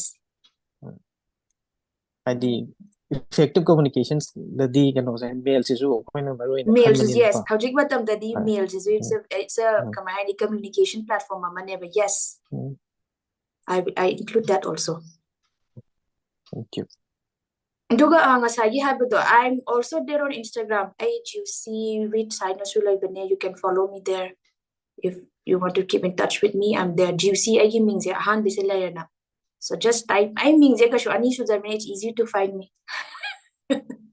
so you can follow me there follow to san loy ma follow to san big roll loy mak touch line na ko okay next question please sayang je aina hire kan hang du kai ne sana hana thola hang du kai gino please Mr. Biura tare hairo akoina conversation lam chathama matamda akoina wangang matamda like kasmaina ga ai toina haibisa miss ise atopa mi duna ai je confident oidin logidona natraga sitting matang da biro akoina question do haurak pagi do ai ngoda ne kitang tat kre can you please repeat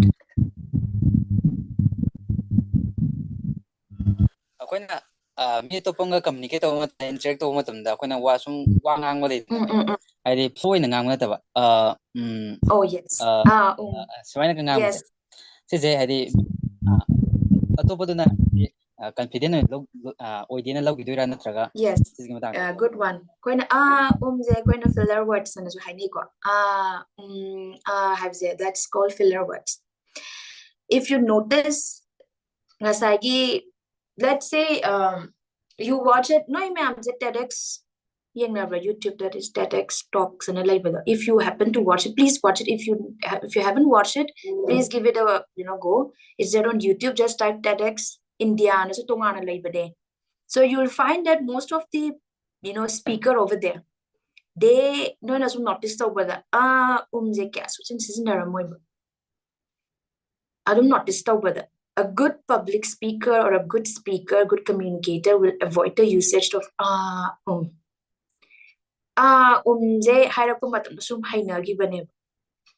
so see avoid the way I was in head high from lay hiding up was the net pasan was my name is my name is hiding was it don't the swore one when he can't take no matter of pasan. It comes with practice. Why not have it just one time the I see the avoid it comes with practice. But yes, avoid it over you, but the put have some hang give never. Interview to have some hang give never. So you try to avoid that.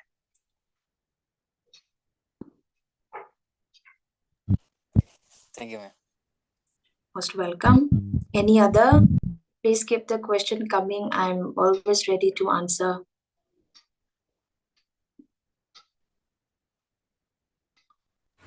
Miss. Do tawdragadi ko nangangib English to gap directo neba ko. Yes. Tap to neba. Ado amaduna ko nangangib English tap tarak to neba duna samjan na neba ko na tawside. Hada na ba ko tawdusidi. Oh.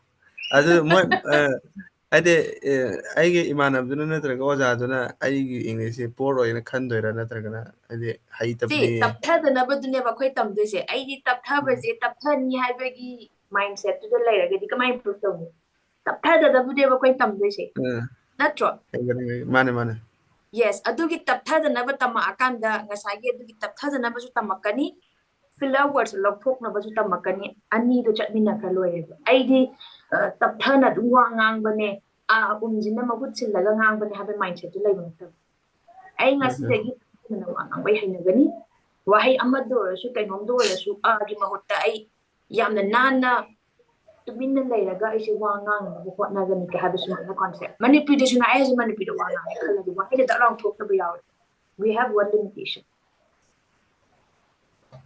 ay hodis mara nga tang tuminna nga tang gayu bado ka ang notice taw mo da lang do nga ang gani it's a skill but ay si tap na dungang bane I didn't mention the name highlight turn and ngang the number to near pray for you. Not a tongue dish. Yes, yes.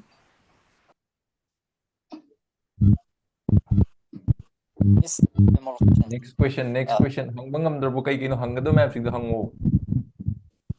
Question nama hangre. Question nama suang hangre. Ayo ina hangage mayam gi ina go. Kay gumba kem haitre basic talai rebo.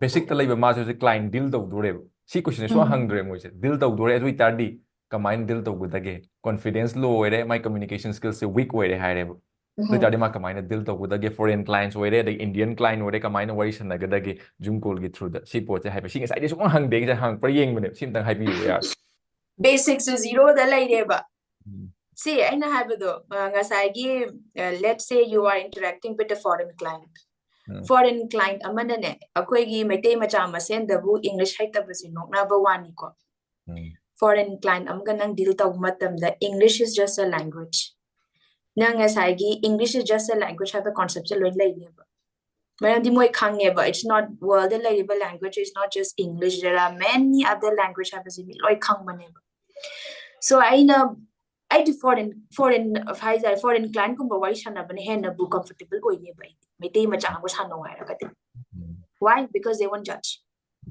they don't judge mete ma the judgment am lay ba adugi judgment like ba duna su swai da la kan da sai ha gi do ngasai amaka kana nom ha gi ko atopa mi ga interaction tawrak pa da di du ngam me do swai gi da tawrak pa da di ta phazal le ha ken na te ba committee macha ma sen da di ko je khangna sak su kra khangna gum su to judgment gi ju khan gum su to aduna pha bane bana nga sai masak sung khang da ba foreign client hairo ba na masak sung khang na pon ti mana judge ma kana no lo re lai mang gi doine English is just a language. Habi concept si mari like tab. English is just a language.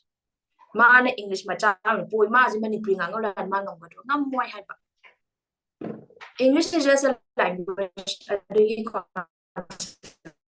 Mari like tab. So nang broken way gera moy nang like am just way ba. Nang broken way nang ngam pa ze. They won't judge. I have noticed this. They won't judge you.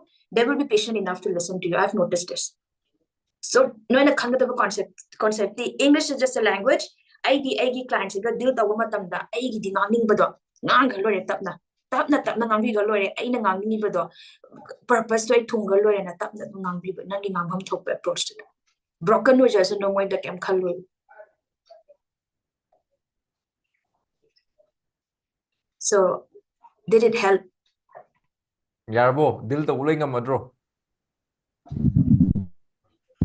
I think as I you though I would rather deal with a native English speaker than rather with ngasagi judgment la kada by mitin just why is good deal tong rob bin hena pa bane ba I know that atopadi Moise question hangning bodi yaw ne ai ure question hangning ba face expression so ine u khaya question hangning ba yaw ba du question je hang bangam dre si ne hangning question do hangning ba lai ta sat hango. That's the first step. Confidence da gi build ro khadoi ne haije ko anything hang wa yare anything hangning ba poto nangi opportunity ne khalla hang wa yare.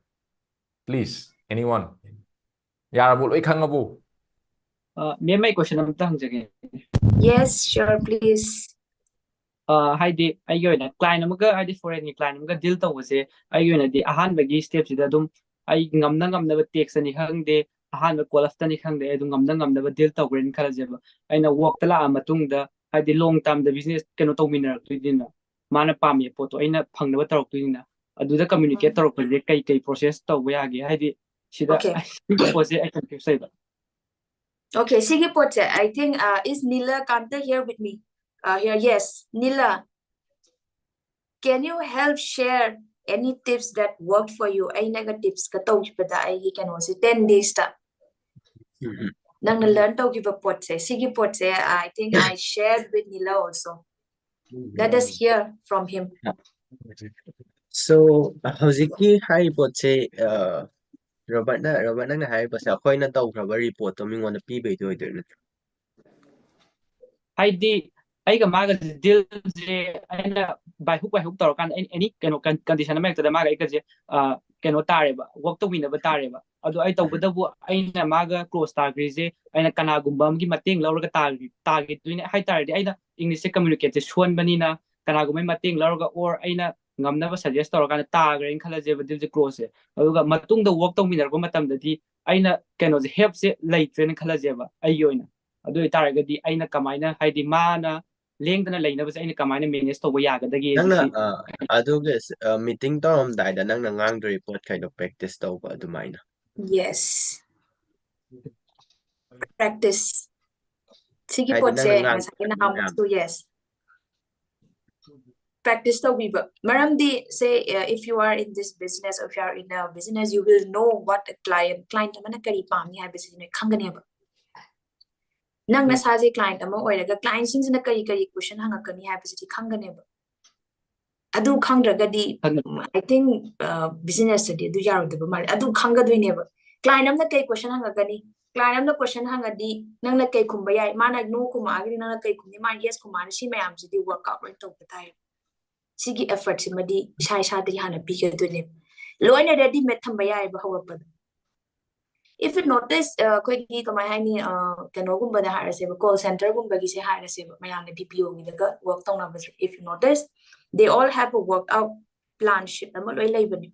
What to say if the client speaks this, what to say if he says this, have a say. Loina work to ratham baneba. Sigi potse, no adugi pot to incorporate the way. But in Haido, it comes with confidence, it comes with time.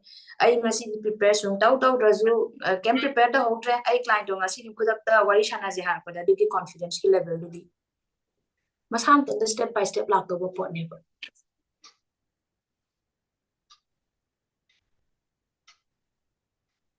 All right, did it help? Yeah. Okay.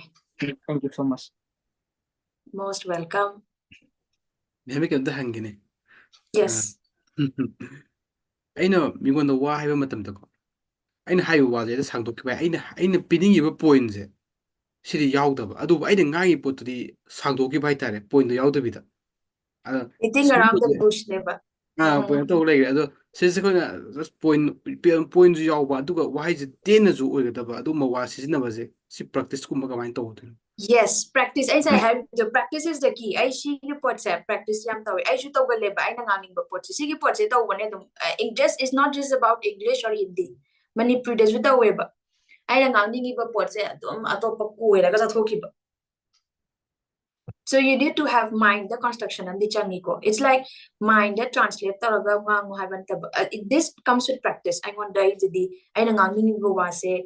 Kuweraga chatkre haibase isana aware amadi oijabam taka type aise kuweraga am chatkle I need to come to the point haibase aina next wahida or next kida aina thami target se kaino haiba bi set tawbi aina minga wari chana bada aina ngangni ba point se kaino kuweraga chatluraga su aina ngangni ise kaino haiba mari workout tawbi workout tawrakanda nang sai kuweraga su related to hello ba nang ngasai ngang yu pot related ohelaga nang gi point di thamam na hot no over sigi pot se it requires practice because I should have level do pot I always beat around the bush because I love talking I so wangang bang pa me ba na wa mangang ba da wari ma li do pot li de na e ba pra lam raga I sai hai de tong to kai no ngan trop pu yawe ba but sigi pot di I na stage to ra kan da to ba ya ba pot na te ba it requires practice Sigi potidi malam basidi is like informal conversation that is very good. Informal conversation that the conversation sangdok han bada diyam nungan pone. That is a good thing about you. Wa ngang bada kuwe aga ngang ki baka haje conversation nang informal gathering bumala pada mi ngaga bonding am develop tarok pada it's a good way. But nang sai client number let's say client number interact over the kamai to we have mind the practice and the channel. It always takes practice. Thank you, ma'am. Yes, most welcome. I have Any other? Mr. Yes. Oh, when strangers Miss Akona strangers communicate matunda. I say confident of mini at person person that kamina is good people ni adagi trustworthy way si kamina so to ko. Yes, trustworthy have a misa. It takes time, God. Building a trust takes time. Nang client amaga hazi trust to minerva or nang imana boloy na ba davo nang one day da kasi trust to moida. Si business ki wat to kraseva. Nang your business say nang trust to hangi hadi nang na nom do the wari shanaraga trust to dushnatib.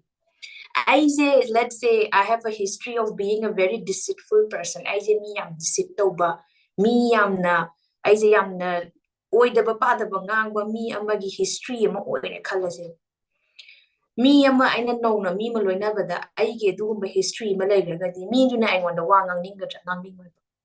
Me du gi oy ba secret am I wanda share tong ning ga tong ning oy ba. So it's the same with business. I think. I want the business key hector CC how to deal client to the no you feel the door open I not do the specialization in that check but sigi pot the I sigi approach of kinosity loina them apply to we are brand kalim.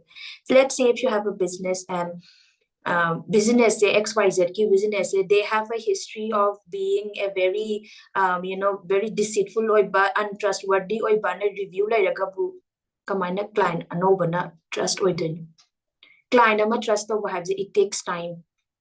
We all need to be patient.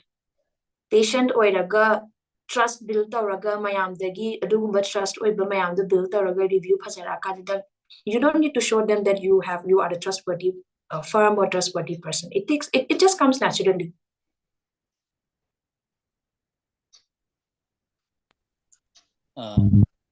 Yam satisfied way ma'am. Adu aina hena khangning isna.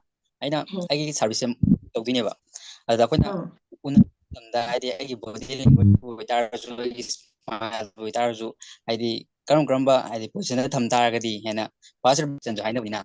Yes, I think I think you have a little network issue. Repeat the view ne.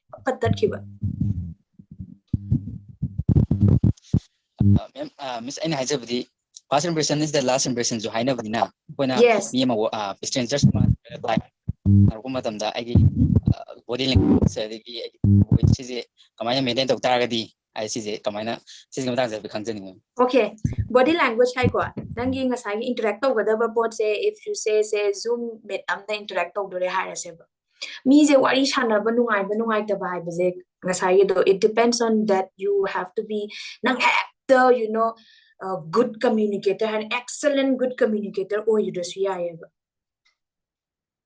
aigi hotnazaba potnabu aigi kamari I have a good track history ama aigi track ama tasengna sengna leiragadabu miduna kaigina trust togudre. Yes, sir. Trust today has a trust takes time nangna hoy aina hoy bo mi wari sana bada yamna laiko khogi hekta bat pa thadat laga kamai sana du na wa khangda ba hekta mi jita blunt ko ga dong na ngang ba adu du di tips lay ramgani aina khanbada you have your this thing no client mayam ama share tongaraga di learn tawrakani but this is a good platform to learn. I think all of you are here for something no in learning tawranga di tips share to tholakani but agi side gi hayo haragadi yes body language is a must nangi body language na smaga mi zoom mitaba smaga taraga kana nang thajo doino ba o kada smaga na tha chauki ga phamma smaga tar zoom mituda obviously I do trust or no body language hagite do but business study trust client ama trust on behavior I think it takes time good track history malala koduna adudagi trusted gain togadabani na khali ai experience matun hardi ai ju mayam ama se deal toropada trust out deba mi judi I deal tawning deba if they have a bad history I deal tawning deba Hazana growth labor me to me didn't want to get a high I trust the web. Me didn't want to hide and bear hand the bed that little answer as to Kem Kai give my give service to the and trust over the name Marudi. Okay. Question hang mama tam daina haida do ise ko related oiba question habdi ngasi sigi topic sigi question da hangbiru habdi business lomda mu keno tawgina changjan gino business lomda mu ko habdi aduna kai dawge ham tam da yamna kainu oigrani complex oigrani poto ko aduna simple way thambiro question hangning ba lairi gadi anything aju question lairi haita de communication skills ki matang da english communication skills ki matang da hangbiro aduga kana kanu question hangning ba kana kanu amta hangbiro last ai ken matam khra bijage please. Hi, em Denil. Yeah, sure. Miss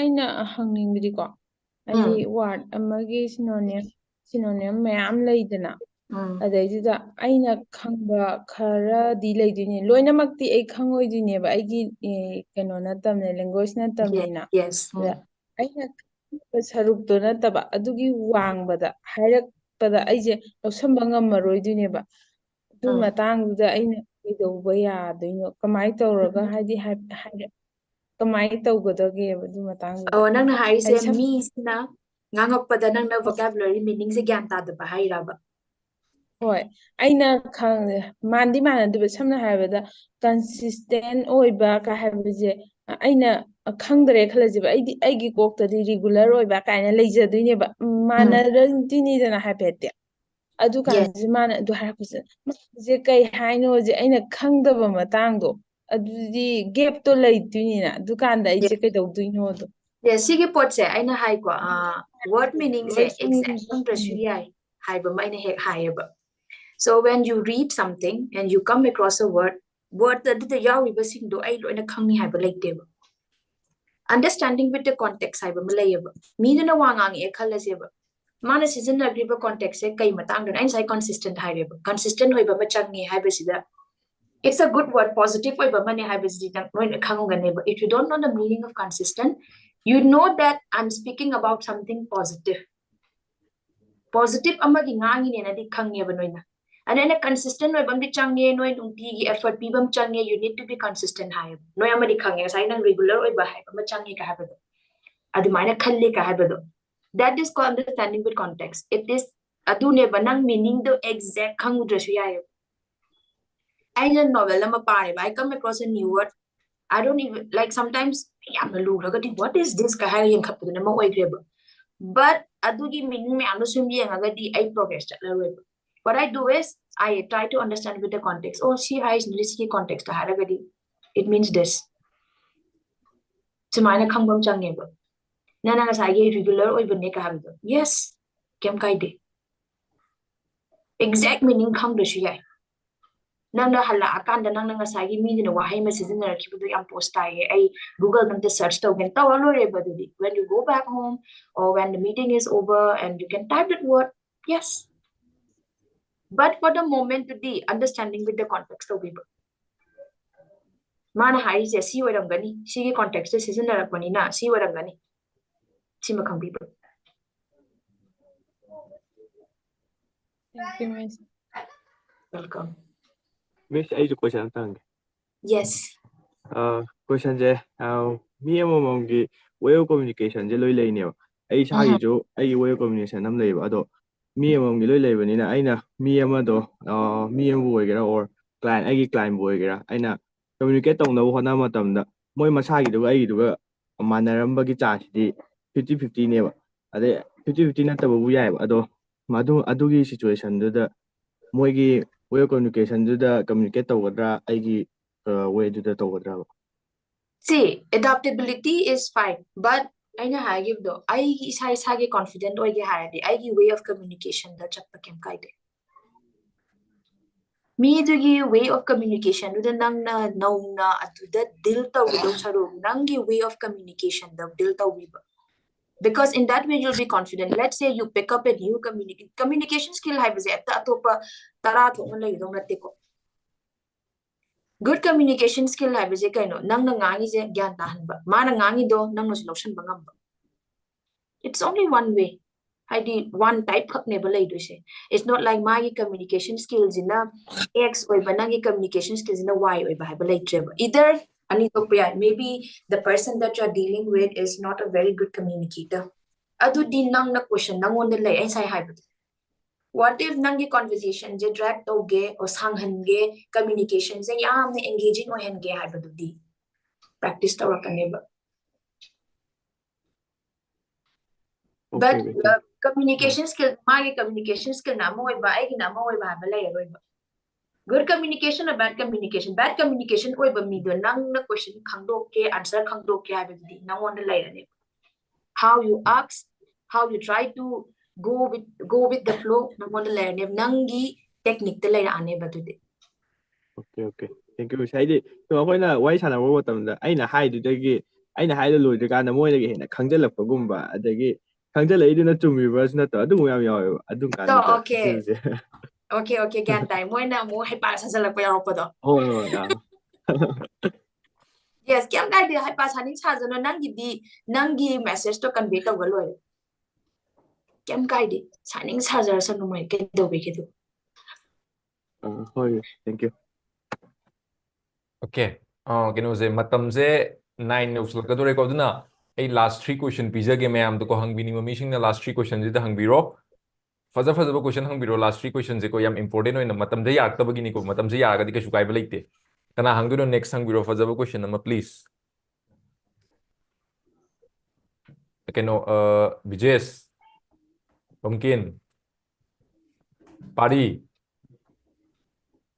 keno question nama hangbiro I'm done. Ma'am, try to what is it? I English tangana so I got ima I comfortable over me to the Nanga Adua Kanaguma and Nanga dog and minds but blinks came was a high talk about she Kamashigi situation they come out welcome to She's in a say high communication skills 4 types high but the never. I na comfortable. I did the same. I na comfortable. Over me the I na comfortable over me. I as English the worries hana. Say suppose I'm very comfortable with my best friend has. I mag English the worries hana. I comfortable. I don't know when comfortable. Oi day by day. I get comfortable when I converse with someone new. Saying na haragadi ayu na niko ado nangi di haya nangi di nang na comfortable oi ba mi na tawe aduga oi de ba mi ano wa ma dil taw ba nang je blank chat le haya se ba sige dil taw ba si de ba sige dil taw ba je ka side hide practice mi ma deal tawra kanda nang kamaina deal tawgani o kamaina kai answer pigani haibadudi it takes time. It comes with practice. Ngasai na so hagi ko example am nam live with how are you hangakpada nang answer je kamai pi bayai. I'm feeling under the weather, you know, I'm feeling not good. I'm fine. Oh, thank you so much for asking. How about you? Hi, Dura. I'm not feeling good. Thank you for asking, but I'm not feeling good. Hi, Dura. Sumana practice macha de ho ya nang asagi masak su kang khanga da ba mi madana pra confident mangi hai do confident to later bagi never confident today it nang ngasi gi sigi webinar dagi ay ngasi dagi confident o deba yade ay English hay deba yade ay wangang wari chana ba hay deba yade hay ba sigi mindset to fix tawraga di ngasay ay na hagi ba tips mayam to ang incorporate tawiyo and let's see how it works. Ang incorporate tawiyo ba video yang bio environment immerse tawiyo no na pamjaba celebrity or personality or ama khandok pidaga moi do mimic tawra copy tawra ma tawiyo record tawiyo hay ba ina wayam nganga wo me atopaga you have a good platform to interact with all of you that you cannot ask for any better than this. You have this platform, you have this environment. See the interact with you and you'll see that difference. Ma'am, I get situation jina buko.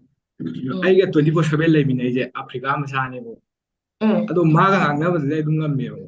Aduga kana guma nga kana manje kana blank chat level because see comfortable level me dana kai haira ka duna kai dawra ka dunu kai na khanga ga depictor tawbangam bagi shu idune ba nice I have the confidence to never nang sa gi nangi leminary ba me to di nang confident no re but leminary ba ni na ma kai pa mi ma kai do we have is nang khanga mina you are confident never nang mi ano wonga deal taw ba dana na ko kem thok ke hai do confident oi de bagi never sing haira ga di like me sin no re haira ga you are anxious you are nervousness na han to lay do na sai hai ba nervous oi the bida to minna na tom the self talk se akoin angang if you see a 3-year-old or a 4-year-old kid moise self centric oi raga matom the wari yam chana ga thenaram gani moina sana pot ama sana ba this matom the wari chana raga mana si ta we de si hai ba ko ade aina si wari chana bam thenaram gani ba si gi pot se ko de pithora pot ne ba anang dina matom the self talk to result it's to learn the language never sigi poto khoi to way you try to talk with yourself oh de sai gi hai ro tips da amaga mu hai ge oh ai ngasi di smile yum je hale ai ngasi thawai jam nuai te ai nupi ga khatna ba je thawai jam nuai te ngasi di I fought with her ka simana khan bu wa khan je English to na khan bi ba na tom te English na khan ba du di kan am ta na judge to way de na you know, I had a very bad day today. I broke up with my girlfriend and I'm so feeling down. I don't know why she broke up with me. Example, Nico. And if you're making, let's say you are cooking. Oh, I'm cooking egg curry today. I'll be, you know, boiling the potato first. And then I'll be putting the egg. I don't know how you cook. You might have your own way of cooking egg curry, but I'm just giving example. I'll be boiling it. I'll be frying the onions. How to think in English, Nico? How to think in English? The masi matam je ang lura kadore tips machane kan jupi do nang di nunti day to day thokpa do wang ang biyo. Think in English and speak in English. Think kap tok thokpa ne kok ta sum khan ki basini chin da tholak ta bani na improve ta da bani ba. Mayam di think in English hai but think in English doesn't help. You when you did think and speak yauda ga improve je hengat ba. So you think and you speak in English also. Thank you, ma'am. Yes. Okay. Last 2 questions, please. Last 2 questions. Ma'am, I yes. Ma'am, na say hoy the P session ma'am do. Ado ko na apply to re na khalla je bo. Masi dagi. Yes. Ado adum how yung improvement dum la kadra. Yes, guaranteed kay gida magtala o yun. Noy na ba adugi effort to pila ka di sung soy na lakani. Thank you. Nung tigi ay nawanga nga bu nung tigi ay na record taw sa bawanga nga ay na high grossing movies yung biba dagi di nang nagngawsa ba mi magi video yung nga imitate taw ba copy taw ba why not? Difference adum lakani. Yarbu mungkin. Yare, ma'am. Okay. But Next. trust in yourself. Trust in the process. You have to trust in the process. Process the trust of the DRQ. It's the same way how it works in the gym also. Gym mama sana bada ay na si thangat lise ay muscle lak tu ni na khanda bit patan sana develop to muscle. You trust in the process. Ay na si sana ise ay biceps develop to ni ko na trust our akal ni lak tu. You have to trust in the process and you have to trust in yourself too. Okay. Last question. Kenapa untuk tujuh? Memang kita. Okay. Aingona sum thengna boidune ko. Sum haidi aina film ama yenge haidi moina English tarak pud aina understand to haidi aina feel to ba. Aduga Manipur da aina moina hai English to Manipur da sum isana kokta ga khanjabje. Sida Manipur da di tho ya da ba. Adu sije haidi kawain tai no haidi sije to Yes. Sije khangnaga di aiji English khangakpo haido haidi oidura sida khangni. Sise haige ko translation ja literal on a translation to translation hai bije koina tongana boduna professional na leini ko we have a translator tongana leini ba it's a skill nana mean na ngangi ba pot to nang loina translate adu di akoi loina translate oiram gane ba interpreter oiram gane ba koi hai daga di skill mane mana ngangi ba pot to Manipuri da ngangi ba pot se English translate to ge English ngangi ba pot se Manipuri translate to ge ha bije this is a skill it's a different profession tongana mi profession oina duna pursue tongnari neba so nanga translate to hai tia is completely fine akoi interpreter odong natte chawrak pa ma idea do convey to ngam thaloi reba adugi convey to ba idea kam convey to ba sida koi correct grammar da to bi ba chawrak pa ma hector you know literary oina hector literature wanga ga koina translate to the shia chumna grammar do mari chumna to bi la loire when na grammar si ai la le I can help you with that grammar improvement it is and I do grammar improvement it is easy I make learning grammar a very fun and interactive process adu gi den help to loire but basic grammar khangaga basic to translate to ngam loire yes Okay. Yare ko loi mak gyan tare ko ngasi ki pi ba information myam sing je loi mak mind da hapsal le ko thupsal le ko pum da hapsal roi ko. Yare ko loksal yam ba an loksal gi le ko. na ko ngaure ga ha jana Mai loksal la tham ka mu si yaw re dane. So aina hai du is ai gi wedi mayam gi kai le ai gi wedi juicy ne ngasi ta imam sing je you set it on fire today. Aina hai du is kai gi nam am na valuable oi ba information nga tani ko hai badi priceless oi ba information nga tani ngasi fangi mayam sing je ko duna sing na apply to ro ga even ai samak su notes scam lo so lo re ngasi ko hai badi ai samak to apply to na ba di mi puna maki yam loi darka lai nga communication skills hai ba every day ko improve to the way di hoji ki generation da ko grow to the way di ko duna aina haiju duise mayam da ngasi ta iba mayam singje fagi ju fagi ni upu da hapsala thambi da fazana apply to ta singna grow to ge hairaga di information mayam singje fazana use to bio apply to biro then adu matung da ngasai hangi bu do kaino na bangkin na hangi bu tha manung da ai kaino to gudra ka improve to gudra ka adu poto tha ma do isana apply to dragadi result su sumu ba fangwai so isana apply to ta isana communicate to tam isana try to tam ni isana apply to tam yari ko si pot mayam singje yan tare ko apply to biro mayam na adu ina hai du se ju sida thank you for taking out your time and giving this valuable information yamna valuable we pot ni ko aduna hen na matung even thama da khak natte ko 10 days ta suni ko ngasa gi nilana ha gi bodo mani 10 days ta ngam gi hai do I've seen in him maga ega interact with the maga ega loina matam da he did it in 10 days Nilkanta you'll to be share to surprised he did it in 10 days please 10 days ki transformation to kamai to emta mayam da share to biramo mayam da wake up call da biramo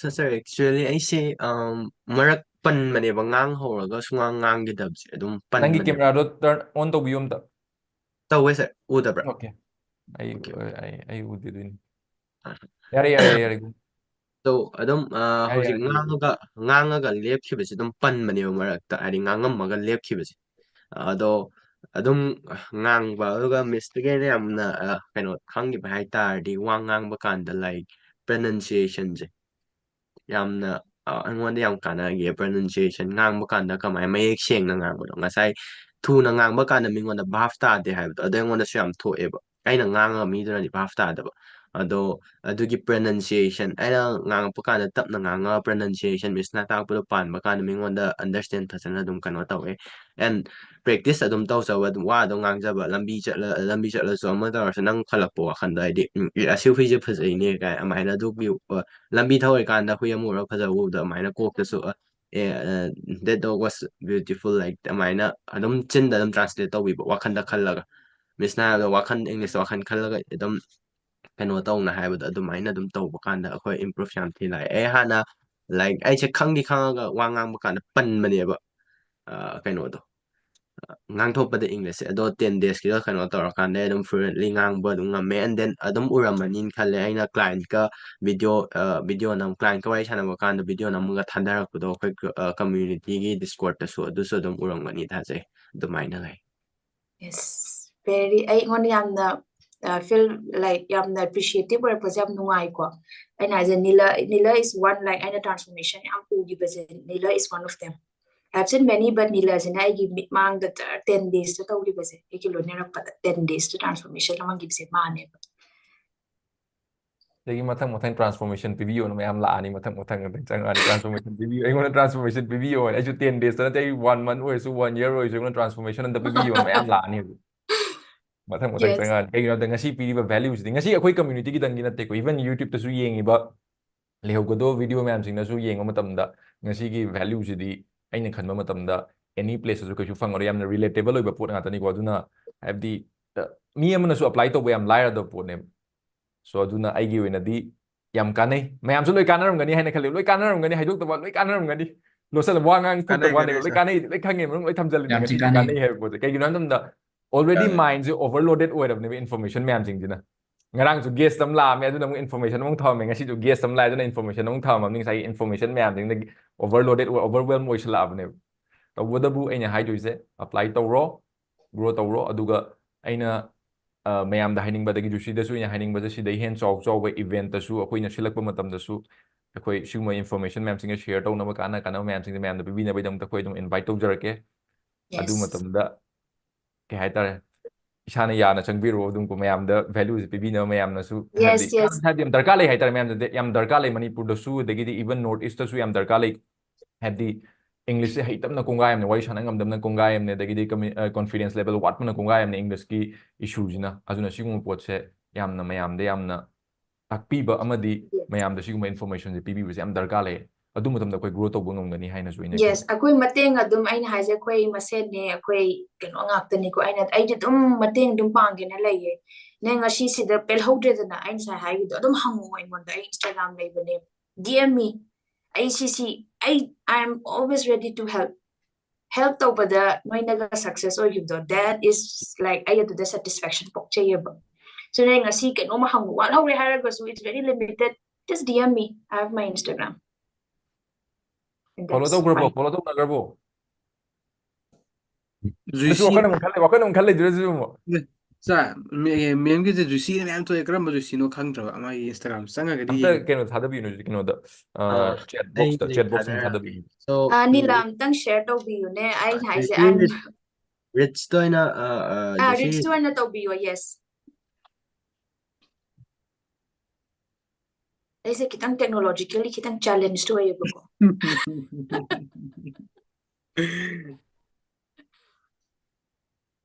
chat box ta thada bane dom tang check yes tak follow to san bigro dagi di hangning mo question ma'am loina hangbiro ya touch ta biro so yes mayam smina interaction to was it's I when so it's very eye opening question mayam hangak pa ina do ai gidi learning is a continuous process for me it doesn't stop at one stage or there it's a continuous learning process for me you know you interact over so I want to learn mayam to way thank you so much for having me here today Mr. Denil, yes, Mr. Denil, thank you so much for having me here today. Yes, and I look forward to more of such. And thank you for giving me this platform to interact with many such, enthusiastic youth of Manipur. Yes, thank you so much. Thank you very much. Thank you very much. Thank you for taking out your time. Thank you, Miss. You're most welcome. My pleasure. Miss, thank you. Okay. Thank you so much, Miss. Thank you, Miss. Okay. Yeah. Thank you, Miss. So I can leave, right?